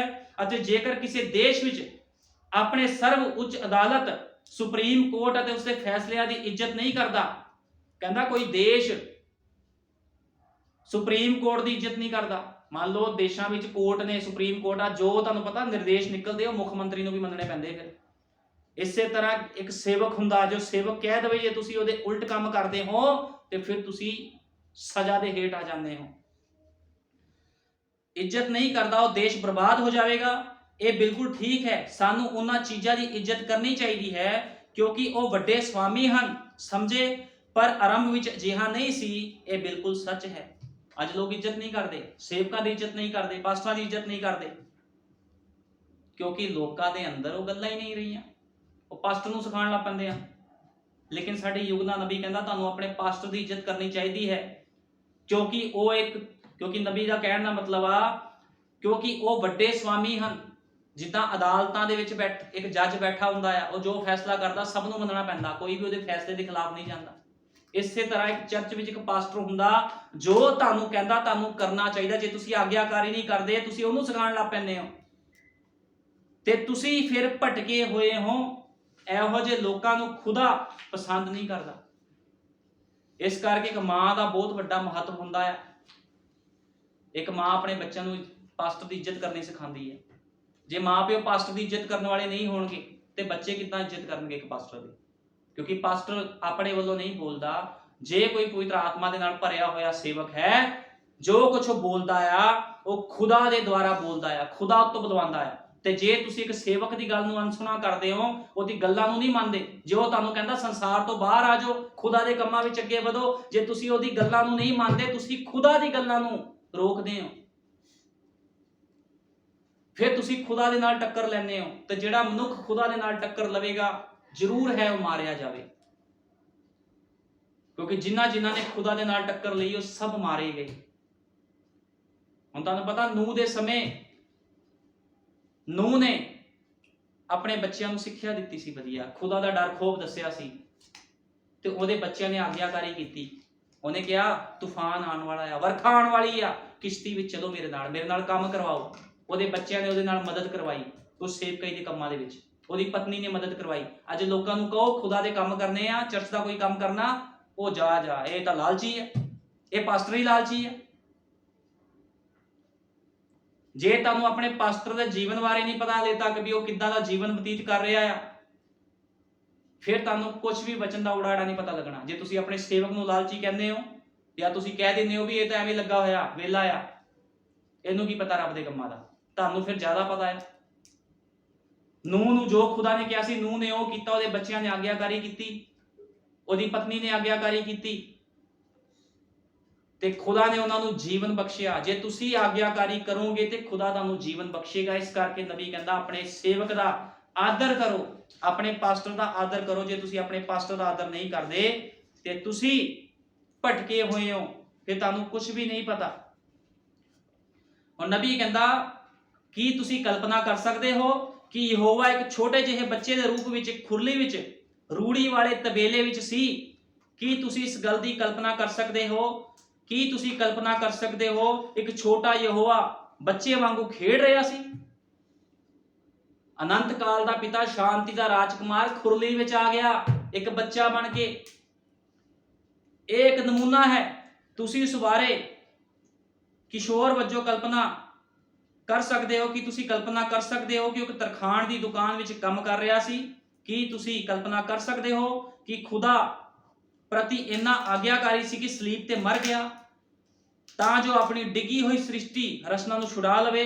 ਇਹੋ ਖੁਦਾ ਦਾ ਪ੍ਰੇਮ, ਕਹਿੰਦਾ ਇਹੋ ਜਿਹਾ ਪ੍ਰੇਮ ਖੁਦਾ ਦਾ ਹੈ ਅਤੇ ਉਸ ਨੂੰ ਤਾਂ ਮਰਨ ਦੇ ਲਈ ਅਤੇ ਮੌਤ ਦਾ ਡੰਗ ਲੈਣ ਲਈ ਉਸ ਤਰ੍ਹਾਂ ਦਾ ਬਣਨਾ ਹੀ ਪੈਣਾ ਸੀ। ਖੁਦਾ ਸਾਡੇ ਨਾਲ ਇੰਨਾ ਪ੍ਰੇਮ ਕਰਦਾ ਸੀ, ਉਹਨੇ ਆਪਣਾ ਸਿੰਘਾਸਨ ਛੱਡ ਦਿੱਤਾ, ਧਰਤੀ ਤੇ ਆ ਗਿਆ। ਇੱਥੇ ਲੋਕ ਰਿਸ਼ਤੇਦਾਰੀਆਂ ਹੀ ਨਹੀਂ ਛੱਡਦੇ, ਜਾਨ ਭਾਵੇਂ ਨਿਕਲ ਜਾਵੇ ਜਦੋਂ ਮਰਜੀ। ਲੇਕਿਨ ਮੈਂ ਤੁਹਾਨੂੰ ਦੱਸਣਾ ਚਾਹੁੰਦਾ ਮੇਰੇ ਭੈਣ ਭਾਈਓ ਜੀਜੋ, ਜੇ ਤੁਸੀਂ ਖੁਦਾ ਦੇ ਨਾਲ ਸਮਰਪਿਤ ਜੀਵਨ ਜੀ ਰਹੇ ਹੋ, ਆਗਿਆਕਾਰੀ ਵਾਲਾ ਜੀਵਨ ਜੀ ਰਹੇ ਹੋ, ਤੁਸੀਂ ਖੁਦਾ ਦੇ ਕੰਮਾਂ ਨੂੰ ਪਹਿਲ ਦੇ ਰਹੇ ਹੋ, ਤੇ ਤੁਸੀਂ ਮੁਬਾਰਕ ਹੋ। ਜੇ ਤੁਹਾਡੇ ਅੰਦਰ ਕੋਈ ਲਾਲਚ ਆ, ਸੰਸਾਰ ਵਿੱਚ ਰਹਿਣ ਦਾ ਲਾਲਚ ਆ, ਸੰਸਾਰ ਦੀਆਂ ਅਭਿਲਾਸ਼ਾਵਾਂ ਤੁਹਾਡੇ ਅੰਦਰ ਹਨ, ਪੈਸੇ ਦਾ ਲਾਲਚ ਜੇ ਤੁਹਾਡੇ ਅੰਦਰ ਹੈ, ਤੁਸੀਂ ਕੁਝ ਵੀ ਪ੍ਰਾਪਤ ਨਹੀਂ ਕਰੋਗੇ ਖੁਦਾ ਤੋਂ। ਕਿਉਂਕਿ ਖੁਦਾ ਦਾ ਵਚਨ ਦੱਸਦਾ ਹੈ ਲਾਂਤ ਹੈ ਇਹੋ ਜਿਹੀ ਚੀਜ਼ਾਂ ਤੇ, ਜੇ ਤੁਸੀਂ ਖੁਦਾ ਦੇ ਵਚਨ ਨੂੰ ਪਿੱਛੇ ਰੱਖ ਕੇ ਸੰਸਾਰ ਨੂੰ ਪਹਿਲ ਦਿੰਦੇ ਹੋ। ਕੀ ਫਾਇਦਾ ਫਿਰ ਇਹੋ ਜਿਹੀ ਚੀਜ਼ਾਂ ਦਾ, ਇਹੋ ਜਿਹੇ ਪੈਸੇ ਦਾ, ਇਹੋ ਜਿਹੀ ਧਨ ਦੌਲਤ ਦਾ, ਇਹੋ ਜਿਹੇ ਵੱਡੇ ਘਰਾਂ ਦਾ ਤੁਹਾਨੂੰ ਕੀ ਲਾਭ, ਜਿਹਦੇ ਵਿੱਚ ਤੁਹਾਨੂੰ ਕੋਈ ਜੀਵਨ ਨਹੀਂ ਮਿਲਣਾ। ਜੀਵਨ ਸਿਰਫ ਤੁਹਾਨੂੰ ਆਗਿਆਕਾਰੀ ਵਿੱਚ ਮਿਲੇਗਾ, ਜੇ ਤੁਸੀਂ ਆਪਣੇ ਸੇਵਕ ਦੀ ਆਗਿਆਕਾਰੀ ਕਰਦੇ ਹੋ, ਵਚਨ ਦੇ ਕੰਮਾਂ ਨੂੰ ਕਰਦੇ ਹੋ, ਵਚਨ ਦੇ ਕੰਮਾਂ ਨੂੰ, ਚਰਚ ਦੇ ਕੰਮਾਂ ਨੂੰ ਤੁਸੀਂ ਵਧਾਉਂਦੇ ਹੋ, ਤੇ ਜ਼ਰੂਰ ਹੈ ਤੁਹਾਨੂੰ ਜੀਵਨ ਮਿਲਿਆ ਜਾਵੇ, ਤੁਹਾਨੂੰ ਜੀਵਨ ਦਿੱਤਾ ਜਾਵੇ ਖੁਦਾ ਵੱਲੋਂ, ਕਿਉਂਕਿ ਤੁਸੀਂ ਖੁਦਾ ਦੇ ਕੰਮ ਕਰਦੇ ਹੋ, ਬਿਨਾਂ ਕਿਸੇ ਸਵਾਰਥ ਤੋਂ, ਬਿਨਾਂ ਕਿਸੇ ਲਾਲਚ ਤੋਂ। ਪ੍ਰਭੂ ਯਿਸੂ ਮਸੀਹ ਤੁਹਾਨੂੰ ਸਾਰਿਆਂ ਨੂੰ ਬਰਕਤ ਦੇਵੇ। ਆਓ ਪ੍ਰਾਰਥਨਾ ਕਰਦੇ ਹਾਂ। ਹਾਲੇਲੂਇਆ, ਧੰਨਵਾਦ ਪਿਆਰੇ ਪ੍ਰਭੂ ਯਿਸੂ ਮਸੀਹ, ਤੇਰਾ ਧੰਨਵਾਦ ਕਰਦਾ। ਸੱਚਮੁੱਚ ਮੇਰੇ ਮਹਾਨ ਪਿਤਾ, तेरे नबी ने प्रभु जी जो भी संदेश प्रचार किए सी खुदावंदा, उस लिए तेरा धन्यवाद करदा प्रभु जी। सचमुच तेरे नबी ने क्या है, बाइबल में 4 अंजीलां हन, मत्ती, मरकुस, लूका, यूहन्ना, लेकिन 5वीं अंजील मां है, ते जे मां पवित्र आत्मा पाई हुई है ते उसदे बच्चे भी आत्मा विच अगे वधणगे। सच है खुदावंदा, मां तो वड्डा शिक्षक कोई भी नहीं है खुदावंदा, टीचर कोई भी नहीं है खुदावंद, क्योंकि एक छोटा बच्चा बाइबल नहीं पढ़ना जानता जो उसकी मां उन्हें सिक्ख्या दिंदी है खुदावंद। ते जिन्ने लोग खुदावंद तेरे वचन में चलते हैं प्रभु जी, तेरे तो प्रभु जी एक दिन खुदावंदा बहुत सारा प्रभु यीशु मसीह खुदावंदो प्रेम पाणगे खुदावंदा, तेरे तो बहुत सारा प्रभु यीशु मसीह हो मेरे महान पिता आदर पाणगे खुदावंद, क्योंकि तू अपने लोगों का आदर करता है, उन्होंने प्रेम करता है प्रभु यीशु मसीह। उसी आदर उसी प्रेम करके तू प्रभु जी यहोवा जो पुराने नियम का यहोवा से नए नियम के विच यीशु मसीह बन के खुरली विच पैदा हो गया, ताकि तू अपने लोगों को बचा सके, क्योंकि तेरा प्रेम सच्चा है खुदावंदा। तेरा प्रेम प्रभु यीशु मसीह अनंत है खुदावंदा प्रभु जी, क्योंकि तू अनंत काल का पिता ते शांति का राजकुमार है। तेरे युग के नबी ने क्या है खुदावंदा, तुसी अपने सेवक की रिस्पैक्ट करो। सचमुच खुदावंदा तेरे लोग ही सेवकों की रिस्पैक्ट कर सकते हैं, लेकिन खुदावंद जिहड़े लोग वचन तो भटके हैं वो कदे भी तेरे सेवक का आदर नहीं करते, क्योंकि सेवक खुदावंद तेरा मुंह हुंदा है, नबी तेरा मुंह हुंदा है खुदावंदा। तू अपने सेवकों को प्रभु जी अपने कामां लई इस्तेमाल करता है प्रभु जी, तेरा धन्नवाद करदा। जो भी यह संदेश तू दिता है इसलिए तेरा धन्नवाद करदा। जिन्हें लोगों ने जिन्हें भैन भाइयों ने संदेश नूं सुनिया प्रभु यीशु मसीह अपने जीवनां विच सुधार करन खुदावंदा, संसार तो बाहर आण खुदावंदा, तेरे कम्मां विच अगे वध जाण खुदावंद प्रभु जी। मैं सबना लई प्रार्थना करदा हां खुदावंदा, जो शैतान ने उन्हां दे मनां नूं उन्हां दे दिमागां नूं फड़िया होया है खुदावंदा, प्रभु यीशु मसीह तेरे कम्मां नूं रोकदा है खुदावंद करन तो प्रभु यीशु मसीह सारे बंधन लोगों के अंदर टुट जाण प्रभु जी, क्योंकि मेरे महान पिता समा नहीं है खुदावंद, तू बहुत जल्दी अपनी दुल्हन नूं लैण आ रहा है, लेकिन तू क्या जद तक मैं नहीं आंदा तुसी मेरे कम्मां नूं करी जाना है। तो सचमुच प्रभु जी तेरे कम्मां नूं करन दे लई खुदावंदा बहुत सारियां चीज़ां दी लोड़ है प्रभु जी, सारियां लोड़ां नूं जरूरतां नूं प्रभु जी, चर्च दी लोड़ां जरूरतां नूं पूरीआं कर प्रभु यीशु मसीह, लोकां नूं समझ और बुद्ध दे खुदावंद, ताकि लोग तेरे वचन दे विच प्रभु जी तेरे कम्मां विच अगे वधण। सारा आदर जलाल महिमा प्रभु यीशु मसीह दे सामर्थी नाम देना, आमीन।